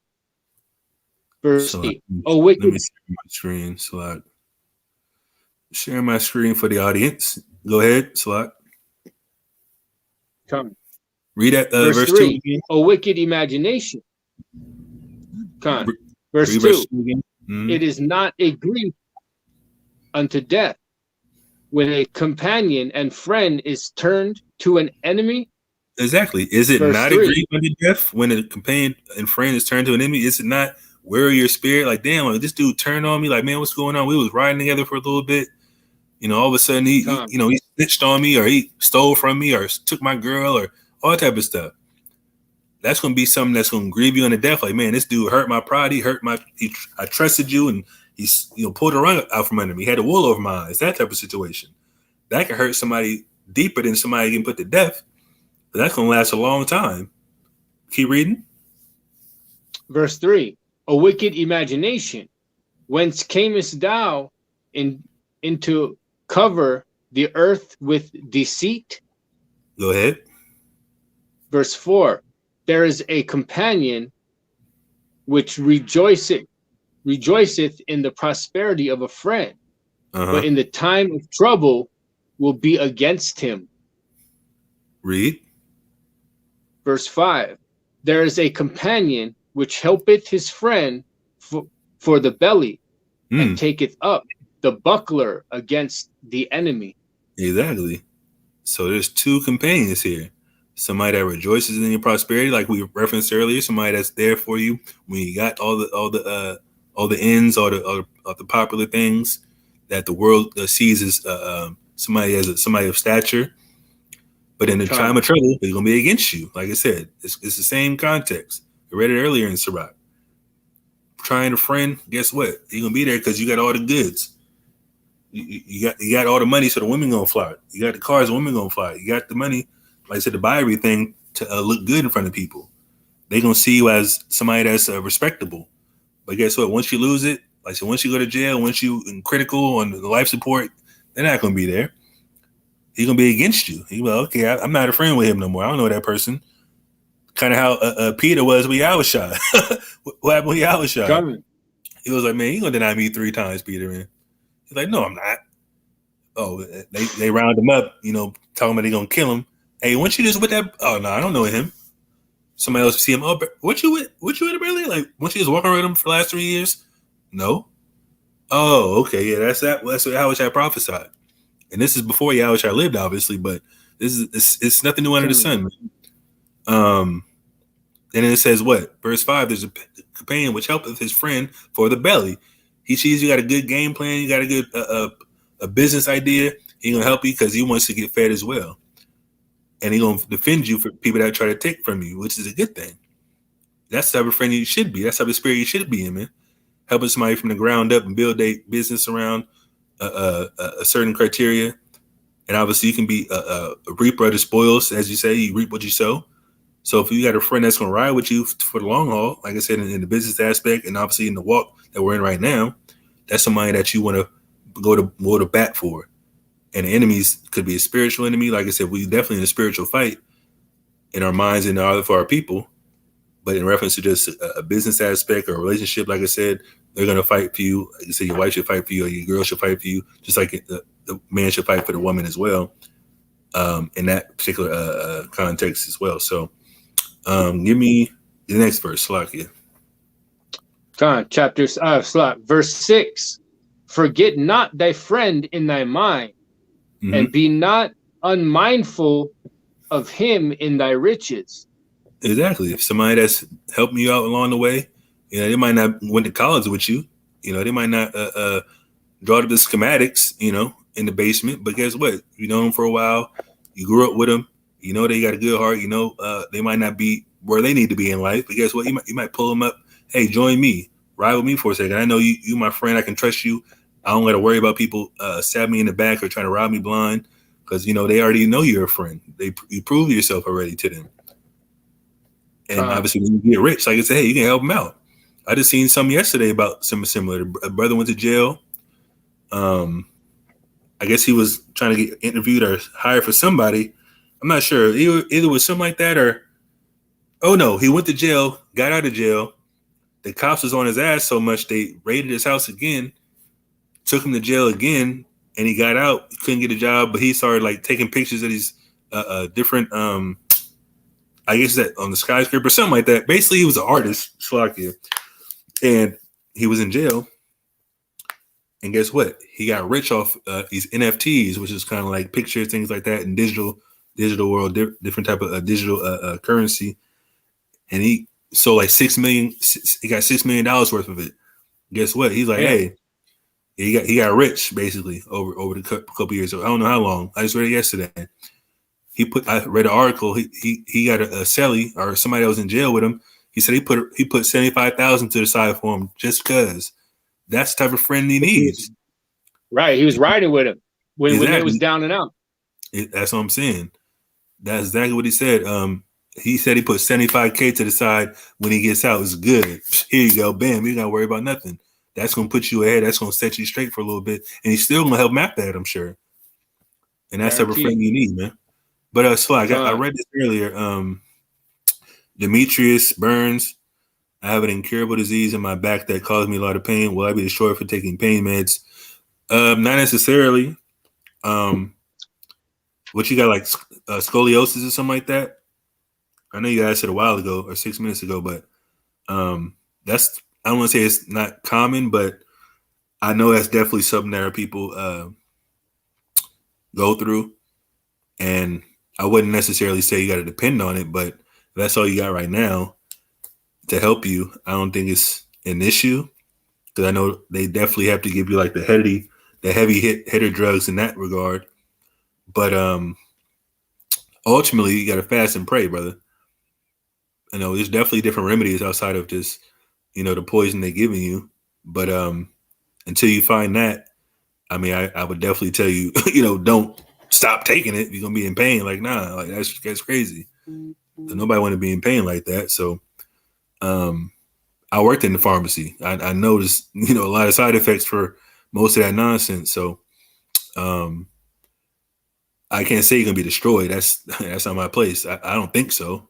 You're not selling it to anybody. You're not a drug dealer, so I can't say that. It's an incurable disease, deteriorating disease. What is it?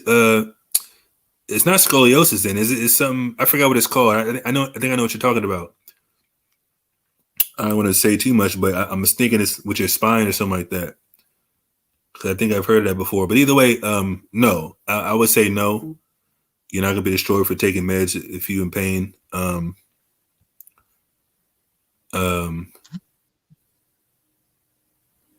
Yeah, your discs and your back. Yeah, that's a tough one. Yeah, your back issues. That's definitely a heavy one. But you can't really move around with back issues, honestly. But as far as you taking meds, no, that's not a reason for the Most High to destroy you. So no, I believe you should be straight in that reference. Where are we at? You read verse 6? Oh yeah, we did read verse 6. So Proverbs 19 and 24.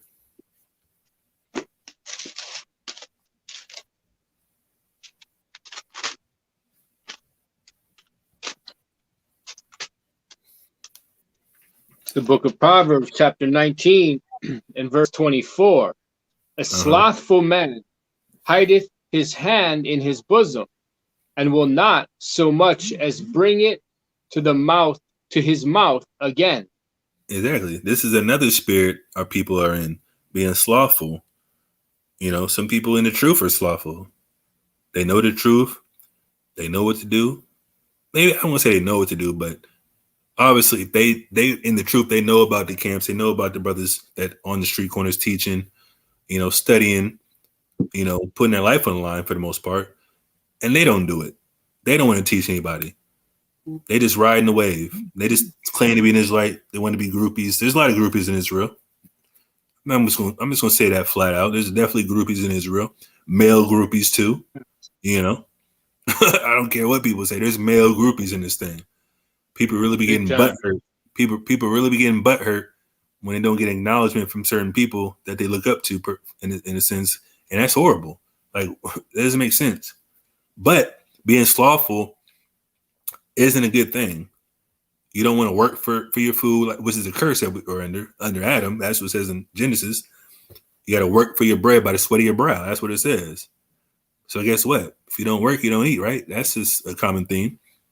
You're not going to get a woman or sustain a woman that way if you don't work. Obviously, some people have different hardships. Like I said, they might work for a little bit of time. Daycare is the arm and the leg. So, hey, it might be beneficial to stay at home for somebody to watch the kids. That's definitely plausible.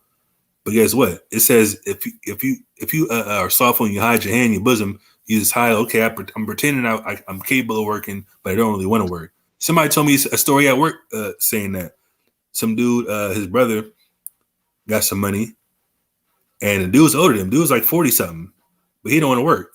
He had to move him in his house. Dude don't want to work. He's like, okay, I don't have a ride to get to work. So guess what? He bought him a bike. Hey, you can get to work now. Here. Guess what he did? Sold the bike. What? Like, what are you doing? Like, bro, what's wrong with you?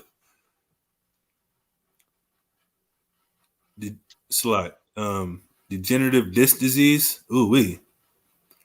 That sucks. I ain't gonna lie, bro. That's not good. Like I said, you should be straight. Taking the meds. I don't know what other remedy you could do. I actually am gonna recommend a holistic doctor that I know. I'm not gonna say it's like he's from Grenada. He's a Benjamite, but I definitely know he acknowledges the Most High. He was with he did videos with Priest Daniela on Priest Daniela's channel. There's also a brother, what's his name? He messed with Daniela too. Joel Benjamin in Brooklyn. If you go on, well, actually, I'm gonna put his name in here, and you can look him up.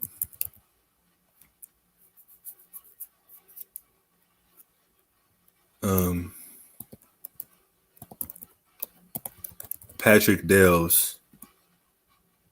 That's his name. Patrick Delves is legit. Yeah, Patrick Delves on Facebook. He's a Benjamite holistic doctor. I'm not sure if he can do anything for you, but the Most High made medicines out of the earth, man. The medicines that the white man gives you, not necessarily, the worst of the worst, but guess what? Overall, all the chemicals they put in that stuff to make it do what it does and, manipulate your body structure and chemical balance. It's not a good thing. Yeah, you got 8 kids. You got to work for 2 years. Yeah, that's tough, bro. I ain't gonna lie. That's crazy. But like I said, you can't do anything about your back. There's definitely stay-at-home jobs, but, more than likely, like I said, we definitely gonna pray for you. That's an understatement. We definitely gonna pray for you, Demetrius. That's our job, brother. But yeah, as far as what you can do to get some alternative medicine type situations, and there's some natural things you can do. That might be the first direction. I put it in the screen. Patrick Delves is I ain't gonna say he's Dr. Sebi, but he's definitely in that line of work, And there's another brother on IG. I don't remember his name, but Patrick Delves is definitely popular. I'm not sure where you at. He's based out of Brooklyn as well, New York. So yeah, just check him out on Facebook. He got a website. You can schedule a consultation, all that type of stuff. But yeah, let's where was we at? Proverbs 19 and 24 we just read. So yeah, so like the concept of this particular verse, like I said, just being sloth, not working hard, not seeing things and working towards a goal in a sense, whether it's in the truth, whether it's a job, whether it's a relationship, it's all gonna fall flat on his face because you don't want to do the work per se. You don't want to work hard for it. You don't want to. If you earn it, you don't want to keep it. You don't want to sustain it. You don't want to build upon it. That's the thing that we have to be wary of in people in the truth and within our own walk. Because some people come in the truth, don't study, don't do anything, and think that's going to happen for them, or think things will happen for them. It's a lot, and it's not probably. And I actually read something earlier that kind of hit me. I was like, man, like this is cold. Like this might apply to me, but it might be in here. Let me see. Damn, did I ever put it in here? Well, it might be in Sirach. I'm not sure, but keep reading. I got a couple in Sirach as well. Give me Proverbs 15 and 19. Oh, you in Seattle? Okay. Well, like I said, Patrick Dale's got a website you can look him up on Facebook. Oh, you go to camp with Deacon? All praises. You in good hands, brother. But yeah, as far as the personal health situation, look up the name on Facebook and go from there, brother. And we're gonna pray for you, like I said. But go ahead, Amof. It's the book of Proverbs, chapter 15, verse 19. The way of the slothful man is as a hedge of thorns, but the way of the righteous man is made plain. Exactly. The way of a slothful man is at the hedge of thorns, meaning what? It's going to be a hard path to get to the goal. It's going to be a hard route to get to what you where you want to go, because you're not working hard for it. You're not moving at a faster pace to where, okay, you can avoid certain situations. You know, it's not going to bring in people that can help you out along your journey if that's the case. You don't have the resources. You don't have the connections to get ahead because you're not working towards it. You're not trying to build upon, like I said, your idea that you might have, that the Most High might put in your spirit for you to, translate to somebody else to help you along the way. And it says what? But the way of the righteous is made plain. He's going to put everything in the road. He's going to have things flow smoothly for you in life. Whether it's business, relationship, anything like that, like I said before, it all correlates to the same thing. If you're working hard, the Most High going to build upon it, like it's like Yahushua said with the talents. Somebody got 1 talent, somebody got 2 talents, somebody got 10 talents. Guess what man of 1 talent did? Buried it, didn't do nothing with it. Somebody with 10 talents, he doubled it. He flipped it, like what we say in the streets. So when Yahushua, it's a parable. Yahushua came back, do it to 1 talent. Oh, man, get about it. You wasting time, man. Do it to 10 talents. Oh, you got all 10 off? Okay, give you 10 more. You doubled it. Now you can handle more responsibility. That's what it's talking about. But read Proverbs 18:9. It's just kind of a similar topic. All praises, Demetrius. You're welcome. Go ahead. Book of Proverbs, chapter 18 and verse 9. He also that is slothful in his work is brother to him that is a great waster. Exactly. If you're slothful in your work, you're brother to him that's a great waster. You're related to the person that wastes time. Like I said, I do that sometimes. I procrastinate in certain aspects. I read this, I was like, ooh, wait, I think this one that hit me a little bit. I'm like, man, because I got all these different ideas and there's certain things that pile up on me as it get jumbled up in my mind. Like, man, I gotta move fast. I gotta do more. That's why I started doing more live sessions. I only go to camp once a week. Like, this ain't enough. I gotta start going live. So I started doing this 3 months ago almost. It's what, 13? Almost 3 months almost. So I was like, I gotta do more for this truth. If I can go to camp more than one time, I'm gonna do this. And I might go live Wednesdays now, but I'm not sure. I got to think of something. But I'm just saying that's the type of spirit you got to be in. You can't be slothful in this truth. You can't be slothful in business. You can't be slothful in relationships, because you're gonna be wasting time, wasting your talent, as they say, as how should I get a parable about, But give me Sirach 22. Sirach 22 and 7 and 8. 7 and 8. It's the book of Sirach, chapter 22, verse 7. Whoso teaches a fool is as one that glueth a potsherd together. Read. And as he that waketh one from a sound sleep. Exactly. So you teach a fool means what? If you try, like, listen, a potsherd is like a vase, or like what you put a plant in or something like that. So if it breaks and you got 20, 30, 50 pieces, you teaching somebody that's trying to put together these small pieces, they gonna get frustrated. They don't get tired of it. They're not gonna want to learn no more because they can't do it all together. They can't put everything, the piece back together to make it what it's meant to be. And is what? And is he that waking from a sound sleep, meaning what? Somebody sleep next to you, trying to tell them a deep breakdown or a story about your life or trial tribulations. They wake up like, huh? Like what? Like, bro, what are you talking about? They could be confused. So that's what it means. It's similar to wasting time on them. You teaching a fool, he don't want to get it. He don't want to take his time to learn. He don't want to take his time to work hard for something. That's what it's talking about. Let me see what the reason in G&T actually. This is what, 22? 22 and 7. Okay, it's something similar. Trying to teach a fool is like gluing a broken pot back together, like waking someone out of a deep sleep. So yeah, it's similar, same thing pretty much. Basically, like you say, you're wasting time in a sense. They fog in the brain, Give me You want verse 8? Oh, so yeah, go ahead. My bad. Yeah, verse 8. God. Verse 8. He that telleth a tale to a fool speaketh to one in a slumber. Uh-huh. When he hath told his tale, he will say, what is the matter? Exactly. It's the same concept. One in one ear, out the other. He don't care because he's a fool. Like he ain't taking concern about what you're talking about. God. When you talk to him, he's like, man, what? Like, what's the matter, bro? Like, you just running your mouth. I don't want to say it like that, but the fool is going to perceive it that way. Like, you wasting my time. I don't want to hear that. Some people react that way because it's not about them. They're selfish.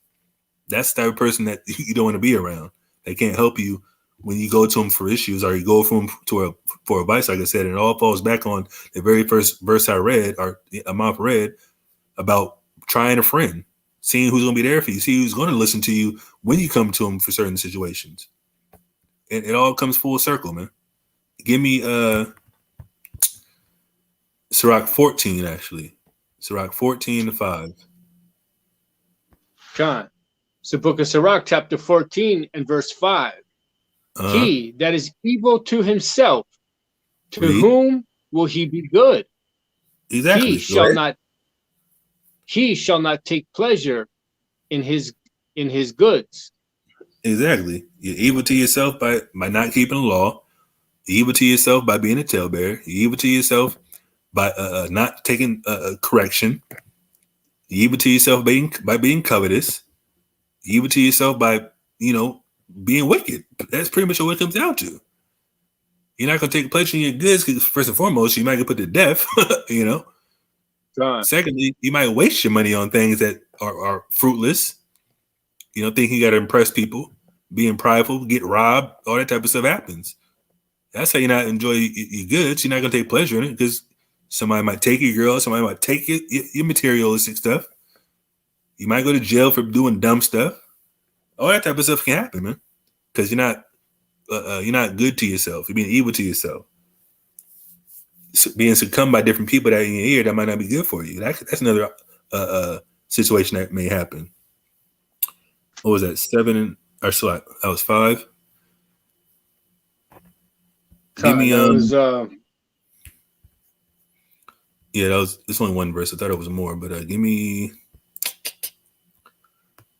me Psalms 25 and 12 to 15.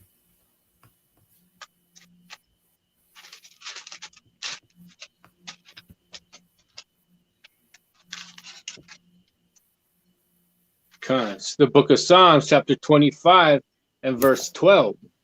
Mm-hmm. What man is he that feareth the Lord? Read. Him shall he teach in the way that he shall choose. Read on. Verse 13. His soul shall dwell at ease, and his seed shall inherit the earth. Exactly. So the man that fears the Lord is the one that keeps the commandments.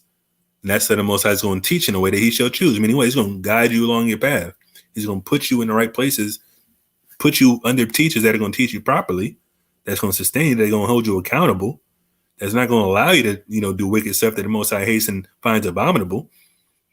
That's what the Most High is going to do for you. Your soul's going to do all of these because guess what? You're not going to be a talebearer. You're not going to gossip. You're not going to have envy versus people. You're not going to hold grudges against people. That's how your soul is at ease. You're not going to be around those type of people because Most High is going to put you on a path that he's going to allow you to flourish in his truth and his walk. And like I said, your seed going to inherit the earth, meaning what? Those are people that are going to get the kingdom first. Go ahead. That's right. Verse 14. The secret of the Lord is with them that fear him, and he will show them his covenant. Exactly. That covenant, that new covenant, obviously we're going to be perfect. We're going to be sinless. We're going to be in the kingdom, rulership, having no stress, man. That's what the Most High wants from our people that fear him, that keep the laws until the time we get perfect. Go ahead. Verse 15. Mine eyes are ever toward the Lord, for he shall pluck my feet out of the net. Exactly. And this is a spirit we need to be in, fearing the Most High. knowing that there's a promise that the Most High promised the nation of Israel, and we got to sustain it and endure to the end by doing what the Most High wants us to do. And the Most High is going to protect you from the device of this damn white man in America, if we're in America, obviously. But the Israelites that are scattered abroad, that are in the truth, that are discovering the truth, they got to uphold this same standard. Because the Most High says he's going to what? He's going to be plucking your feet out of the net, meaning the traps, the devices, whether it's another person that Most High might send you to test your faith or test, see your discernment, all that type of stuff can happen. And that's what we want. Like I said, that's the spirit we should be in. More than likely, the people that are in the truth right now, like the Lord will only be that number. We're the ones that are going to be teaching other people to do what we're doing. If just in case this place doesn't go down in our lifetime, man. We got to uphold the same standards. No cutting corners, no respect their persons, because this thing might not end in our lifetime. And that's what we got to be aware of as well. Because if it does end in our lifetime, more it'd be powerful. You know, we want that to happen. But just in case it doesn't, we got to be the ones to teach our kids and our kids, like it says in the law, to uphold these same standards, to fear the Most High, and look forward to these promises and look forward to the covenant that he promised Abraham as well.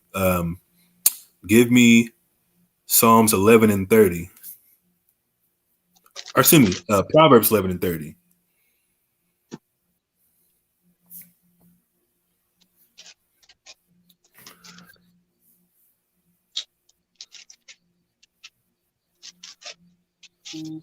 Khan, Demetrius, that's definitely the truth. The Most High was dealing with Alazar Baloya that day, you know, to avoid that particular situation.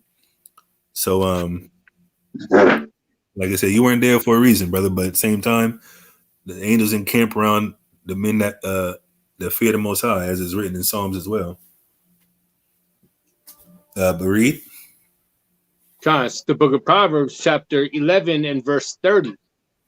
The fruit of the righteous is a tree of life, and he that winneth souls is wise.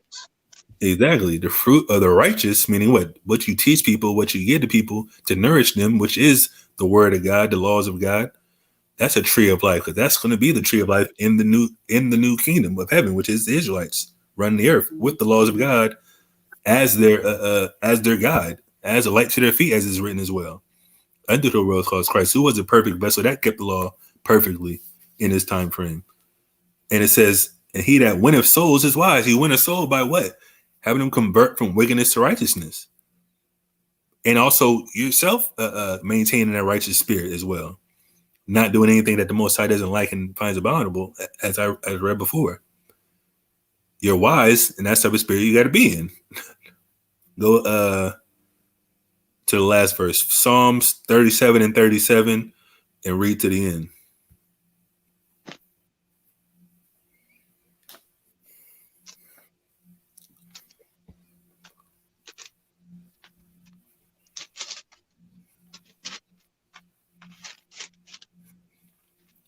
It's the book of Psalms, chapter 37, verse 37. Mark the perfect man, and behold the upright. For the end of that man is peace. Exactly. Mark the perfect man, meaning what? The Most High gonna put a spirit on you. People recognize, hey, Slag, what the hell? Oh, okay, let me do that. Slag, it says, mark the perfect man, and behold the upright, because what? The perfect man is upright. He's keeping the laws of God. He's not cutting corners. He's not, doing what the Most High doesn't find pleasing to him. And it says what? For the end of that man is peace. Meaning what? He's going to be in peace with everything he does. And the more likely he's the elect, Lord willing. But at the same time, that's the spirit we got to be in. Trying to be perfect, striving for perfection as Yahweh commanded us, man. We can do all things to you. Hamashiach who strengthens us. Why not keep the law to the best of our ability and treat people how we want to be treated, loving our neighbor as ourselves? That all falls in line. Keep reading. Verse 38. But the transgressors shall be destroyed together. The end of the wicked shall be cut off. Exactly. This is end time connotation. People that's wicked as hell, that sin, they're going to die, man. Because the wages of sin is death, period. all throughout the Old Testament and the New Testament. All type of judgments are about to ramp up in this place. And what side of the coin you gonna be on? We want to be on the side that gets saved out of this place. It's gonna say that in the same in this context. Keep reading. Verse 39. But the salvation of the righteous is of the Lord. Mm-hmm. He is their strength in the time of trouble. Exactly. We want to be on the Most High side. We want to be protected by the Most High. I'm gonna get another precept real quick. I don't have it written down, but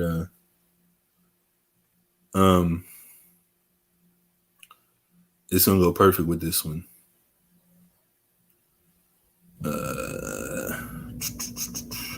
Proverbs 22:3. But keep reading that one. Actually, go. Let me see. Hold on. Let me see something. Time.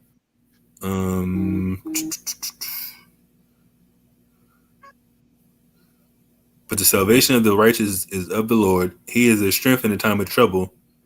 Yeah, keep reading. Yeah, keep reading to the last verse. Verse 40. And the Lord shall help them and deliver them. He shall deliver them from the wicked and save them because they trust in him. Exactly. Another spirit we got to be in. Fearing the Most High, being perfect, not succumbing to wickedness. And obviously, trusting in the Most High is the most important because guess what? If we trust, obviously, everything that's written about the people that do what he promised as far as keeping the law, there's blessings in Deuteronomy 28. That's what we hope for. That's what we're putting our trust in. He's going to deliver them from the wicked, which is the white man, the other wicked nations, and save them. We're trying to be the ones that save first. The second Exodus, man, out of this Babylonian system.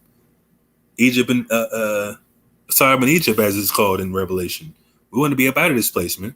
Out of this damn hellhole. But read Proverbs 22 and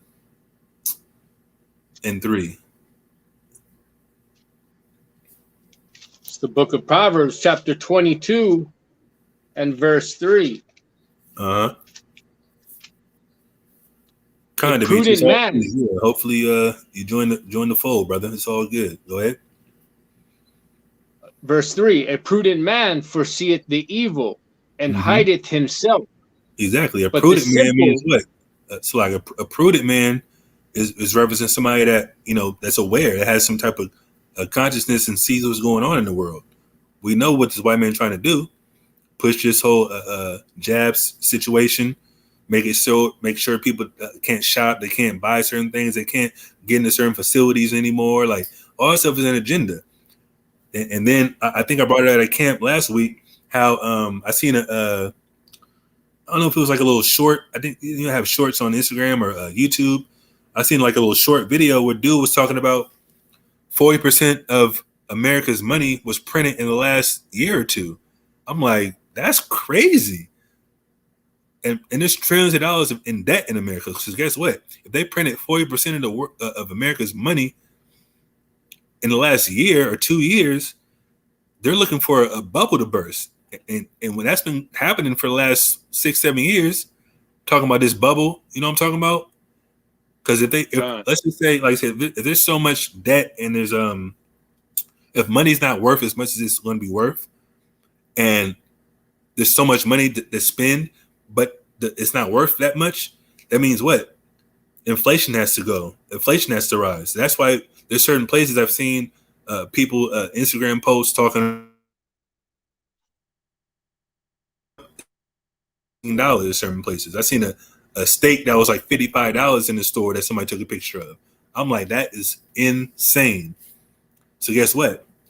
If there's the more money they print that's not backed by anything, it's fiat currency, as we know. If that gets to a point where, the money's not worth much, that's when the economy's going to crash. So that's something we got to foresee. We got to be prudent about that. We got to be prudent about this medical system. We got to be prudent about the school system. They're trying to push this madness on our children. This LGBT garbage. All that type of stuff plays a factor. We got to be aware of it. Aware of the shutdown, the FEMA camps, all that type of stuff, the chip. We got to be prudent in all that. Read that again.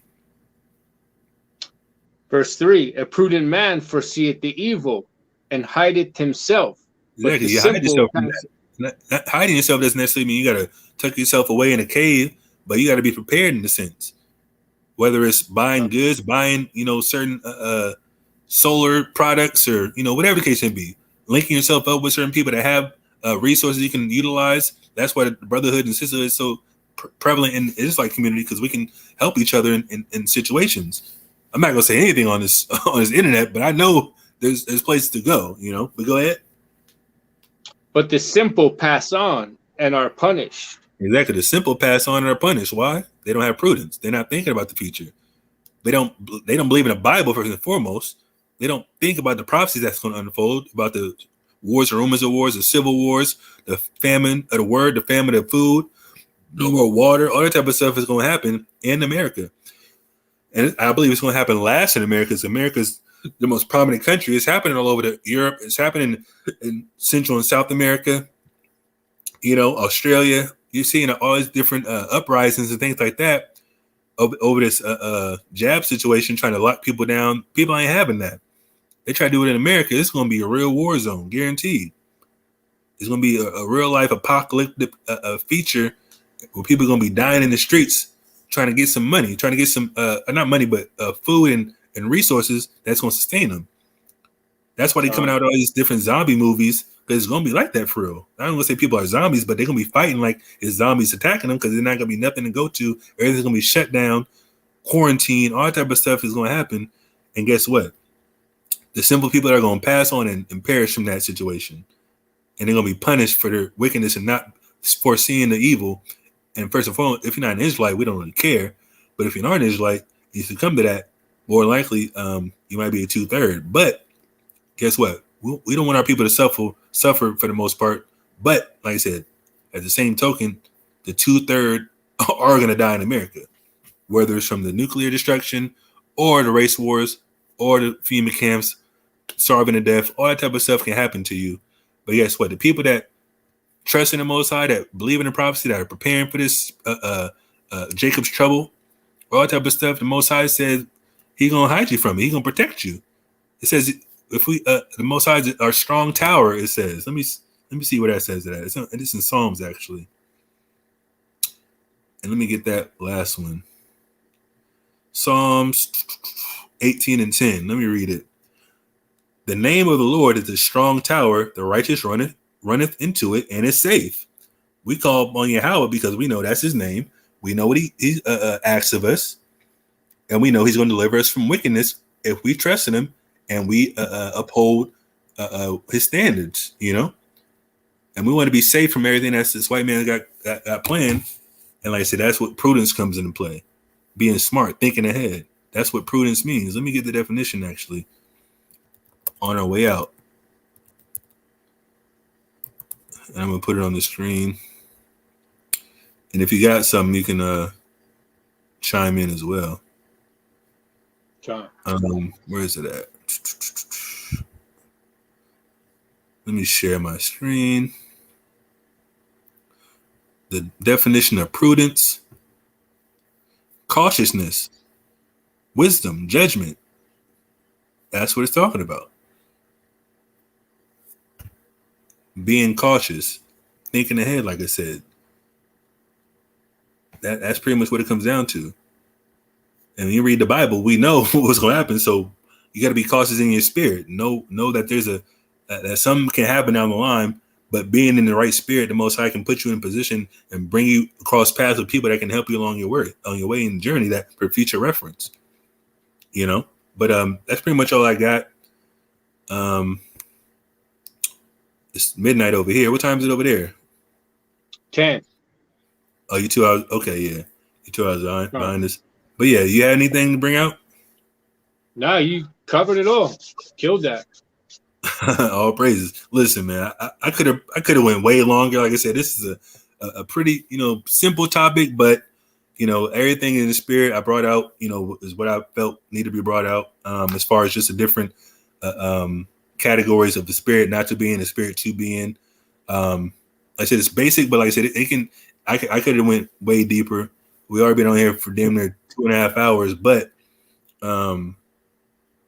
You know, like I said, the message is clear. The people that still chimed in, all praise to the Most High. I'm gonna take some questions if people have questions.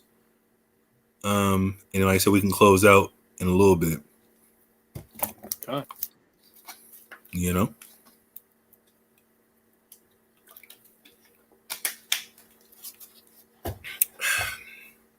But yeah, man, we doing this every week, man. If you want to be here every week, every Thursday. Yes, sir. All right, man. So yeah, I'm gonna be in the chat letting you know when we go live. And I'm gonna tell you a topic ahead of time so you can, have some precepts if you like. That's what I usually Perfect. do. But, all right. But yeah, most of the brothers, I'm not gonna say anything online, but you see how it was in there. But it is. It's all good, man. We here to edify the body. But yeah, we taking questions. You got about, I'll give y'all 6 minutes to ask questions. And if not, going back to that last. Go ahead.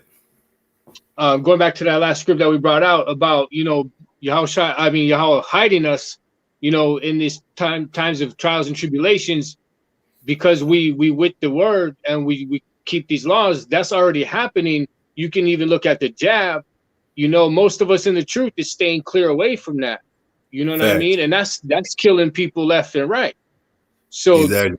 We're already being hidden from these different acts of Esau and the devil in that sense. So we just got to stay steadfast in his word and pray, that we continue to be hidden from the next wave of madness that is sure to come and needs to come before Yahushua returns, Exactly. And that's what I'm saying. Prudence, it's like I said, it says it's similar to wisdom. So when this whole situation came about this jab, you already know black people's like, nah, like, and they had a statistic, I don't know if it's true, but they literally said like basically like 80% of black people didn't take it. Like, we're not dumb. Like, we're not, what are you talking about? Like, we're not doing that. We already heard about this Tuskegee experiment and all this other madness he was doing. Like, nah, bro, like, we don't trust you. Like, you think, oh, you targeting us now. Like, the blacks and Hispanics have to be the first ones to get it. Oh, really? Oh, no, we're definitely not getting it now. And that's where wisdom comes in. Like, we're not stupid. Like, even people that find the truth, like, what? Like, no. Like, we're not doing that, bro. Like, I don't care what you're talking about. Like, I don't care if I got to quit my job. I was ready to quit my job, literally, before shout out to Shatar Rob Yawasop with the exemption letters came through in a clutch for me. I'm like, man, if they don't approve my exemption letter, I'm quitting. I don't care. I'm not getting no goddamn jab in my arm, period. It's not going to happen. Most I ain't going to make a way.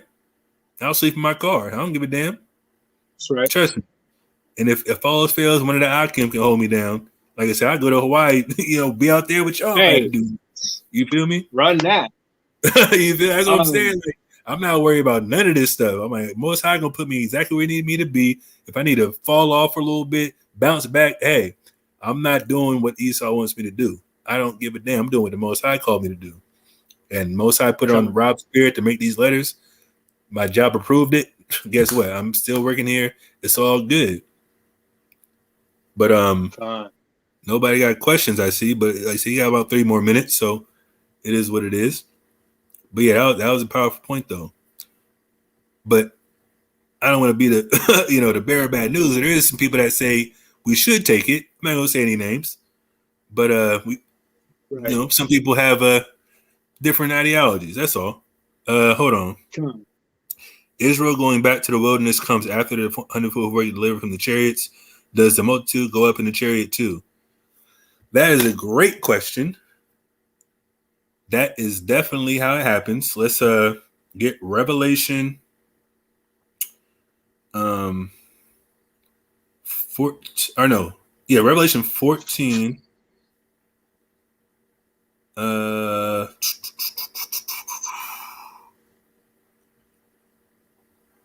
No, give me where is it at?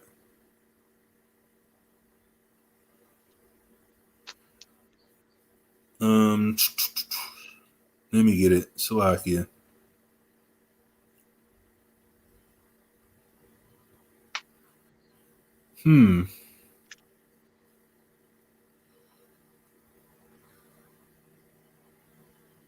It's Revelation 7, Salakia. Give me Revelation 7. Start at 1. Yariala, Shalom, brother. I don't know if I know you, but God, it's the book of Revelation. Appreciate the chiming in late night. You're 7 and 1 and read, excuse me, start at 1. So like read 1 to 3. So like read 1 to 4 and then read 9. 1 to 4, then jump to 9. It's the book of Revelations, chapter 7 and verse 1. And after these things, I saw 4 angels standing on the 4 corners of the earth, holding the 4 winds of the earth. Holding the 4 winds of the earth. This is a key point. That the wind should not blow on the earth, nor on the sea, nor on any tree. Go ahead. Verse 2, and I saw another angel ascending from the east, having the seal of the living God. And he cried with a loud voice to the 4 angels to whom it was given to hurt the earth and the sea. Saying hurt what? Not the earth. Hurt not the hurt earth. Not the earth. Neither the sea nor the trees. Till what? Till we have sealed the servants of our God in their foreheads. Exactly. So nothing's going to happen. No destruction of the earth is going to happen until the elect get sealed. So that's the answer to the first part of your question. You want verse 4? Oh, yeah, keep reading. Verse 4. And I heard the number of them which were sealed, and they were sealed 144,000 of all the tribes of the children of Israel. Exactly. So the first part of your question is going back to the wilderness comes after the 144,000 delivered from the chariots. Yes, because the Most High is not going to allow anything to happen until the elect gets sealed. He's not going to allow the destruction to come. He's not going to allow the thermonuclear destruction on the America specifically, or the World War III to happen until the elect gets sealed. So obviously we know the elect 144,000 and 1/3. Excuse me, not the 1/3 per se, but the elect for sure. More likely going to be all the Americas, or in the Americas. The 1/3 are going to be scattered, obviously, around the 4 corners of the earth, and they have to be sealed as well per se. But the elect for sure have to be sealed before anything else happens. But keep reading. Read 9. Verse 9. After this I beheld, and lo, a great multitude, which no man could number, of all nations, and kindreds, and people, and tongues, stood before the throne, and before the Lamb, clothed with white robes, and palms in their hands. So yeah, after the 144,000, the 12,000 of each tribe, the elect, they're still the elect as well. But 1/3, not necessarily the governing body of the nation of Israel, but the elect along after the after the 144,000, which are all men, and there's definitely women and children included in the 1/3. And then this is how you know it's the 1/3. Give me I said read verse 10 and then give me Zechariah. Zechariah 14 and Zechariah 13 and 8 after that. Verse 10, and cried with a loud voice, saying, salvation to our God, which sitteth upon the throne, and unto the Lamb. Go ahead. Or exactly. That's salvation, like I said, being saved from the enemy, saved out of the Babylonian captivity, which is our last captivity when you read Lamentations, the 4th chapter. But give me Zechariah 13, 8 and 9. Come on. It's the book of Zechariah, chapter 13, verse 8. And it shall come to pass that in all the land, saith the Lord, 2 parts therein shall be cut off and die, but the third shall be left therein. Exactly. Verse So 9. the third that we left therein is what the 1/3. The 148,000 is still part of the 1/3 because obviously they're getting saved together in Revelation, the 7th chapter. They're the ones that's going to be taken up in the chariots. And I'm going to go to another verse in Revelation to prove that as well. But like I said, the 1/3 is part of the elect, but they're not obviously the 144,000. That's the numeral multitude, the 1/3, which is the number that can't be measured here in Revelation 7 as well. But keep reading. Verse 9. And I will bring the third part through the fire, The and third will part refine them as silver is refined, and will try them as gold is tried. They shall call on my name, and I will hear them. They're going to call on Yahweh, read. And I will say, it is my people, and they shall say, the Lord is my power. Yahweh is my power. That's what's going to happen. So before the destruction, the elect going to be sealed, and they're going to be taken up in the chariots. And obviously, while the America gets torched pretty much, because the lake of fire is going to be America for sure. Give me Revelation 15 and read 1 and 2.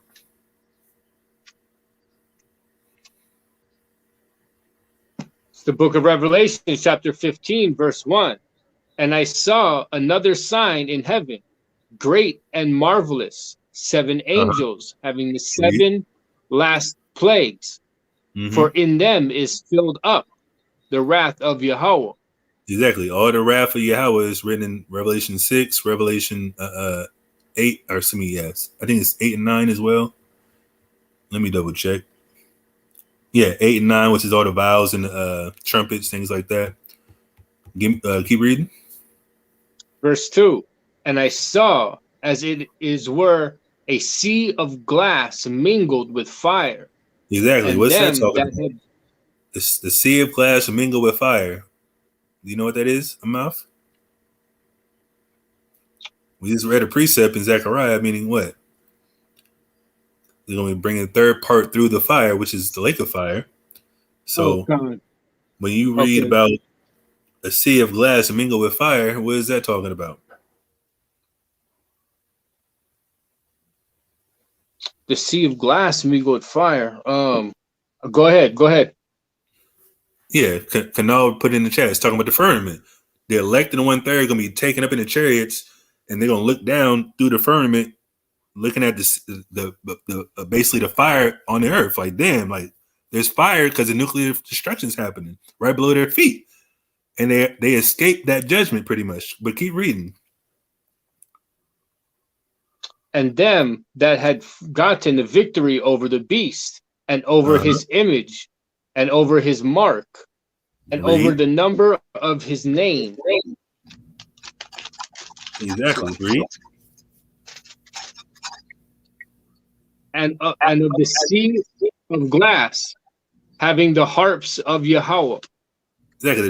They stand on the sea of glass, so they're on the firmament above the firmament. Going? 3.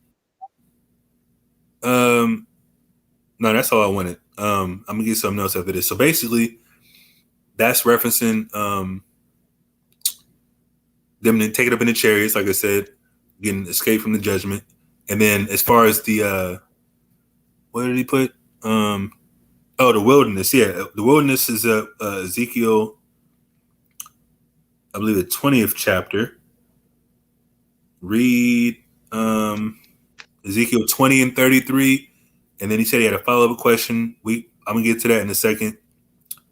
Actually, yeah. Read Isaiah 66 and 19 first, because Ezekiel is going to kind of explain that as well. Isaiah 66 Isaiah and 66 and 19. 19. Uh-huh. It's the book of Isaiah, chapter 66 and 19. And I will set a sign among them, and I will send those that escape of them unto the nations, Read. to Tarshish, Pul, and Lud, that draw the bow, to Tubal and Javan, to the isles afar off, that have not heard my name, Maslug, my fame, neither have seen my glory, and they shall declare my glory among the Gentiles. Exactly. So that's talking about the Israelites that haven't heard a truth. They're in remote places and they have no internet. They don't, that basically not in civilization to know about this stuff. The truth's not there yet. They haven't heard of it. They're going to get taken up in the chariots as well and get in the wilderness. And this, like I said, this is the proof that they're going to get a chance to hear it and obviously have an opportunity to repent. But read Ezekiel 20 and 33 and read down to 38. Ezekiel 20 and 33.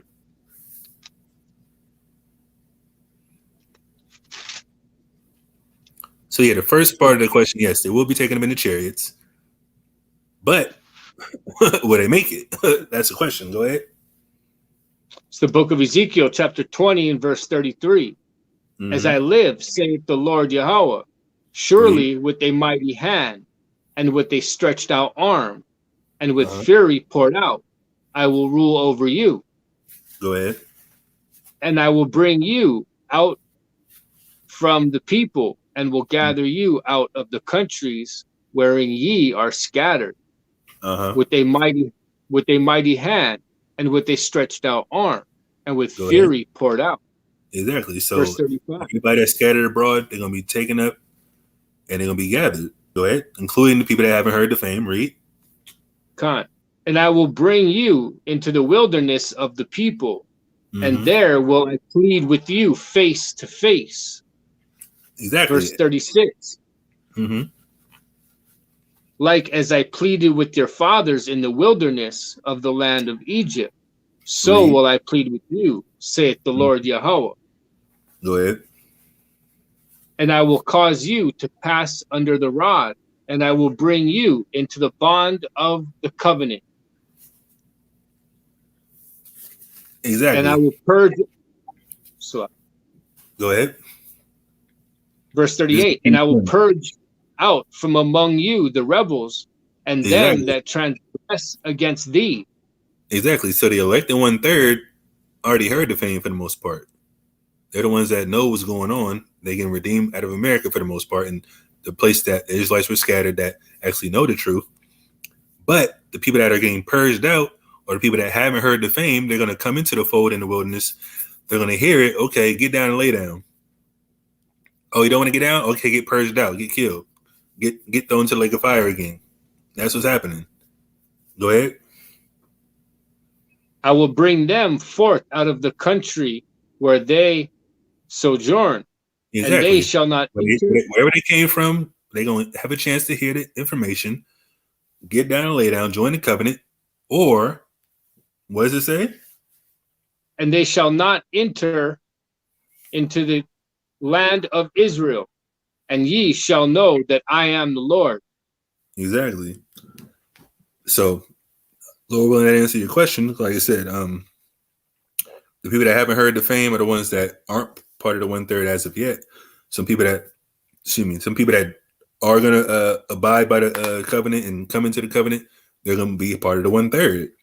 If they don't want to get down, they're going to go get destroyed. They're going to be purged out. They're not going to go into the land of Israel wicked as hell, thinking they're going to go into grain when Yahushua is already back and the elect are there and the glorified bodies, things like that. It's not going to happen.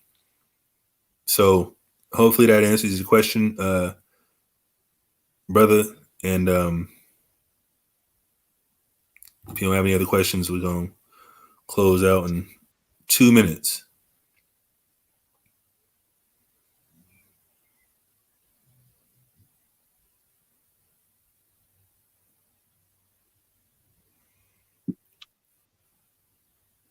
Hold on. Are they getting purged after they escape the nations and after the chariot? What do you mean?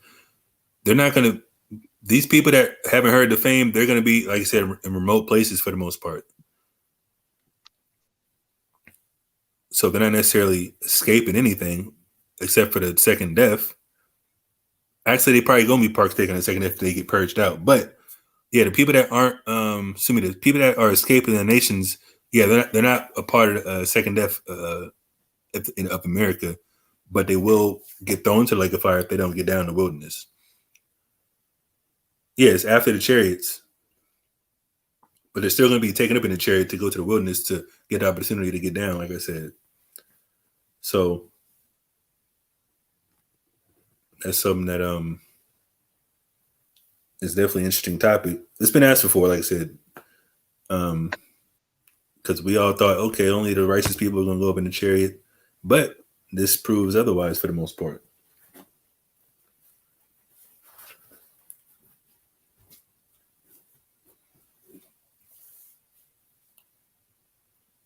Yeah, it is kind of crazy, but hey, the Bible is the Bible, man. We ain't make it up.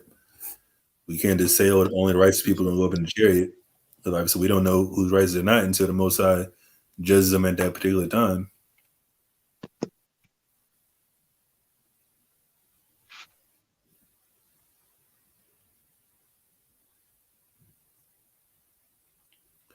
But any other questions, brother? Like I said, we better close out. You're the only one that had a question, which is a pretty, substantial question, a deep question. But if I answered it properly, all praise to the Most High.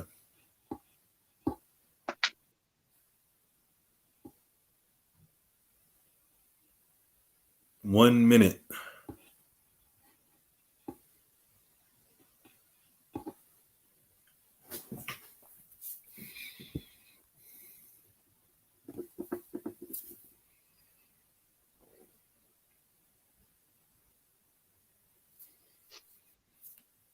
Well, I'll give the brother 30 seconds.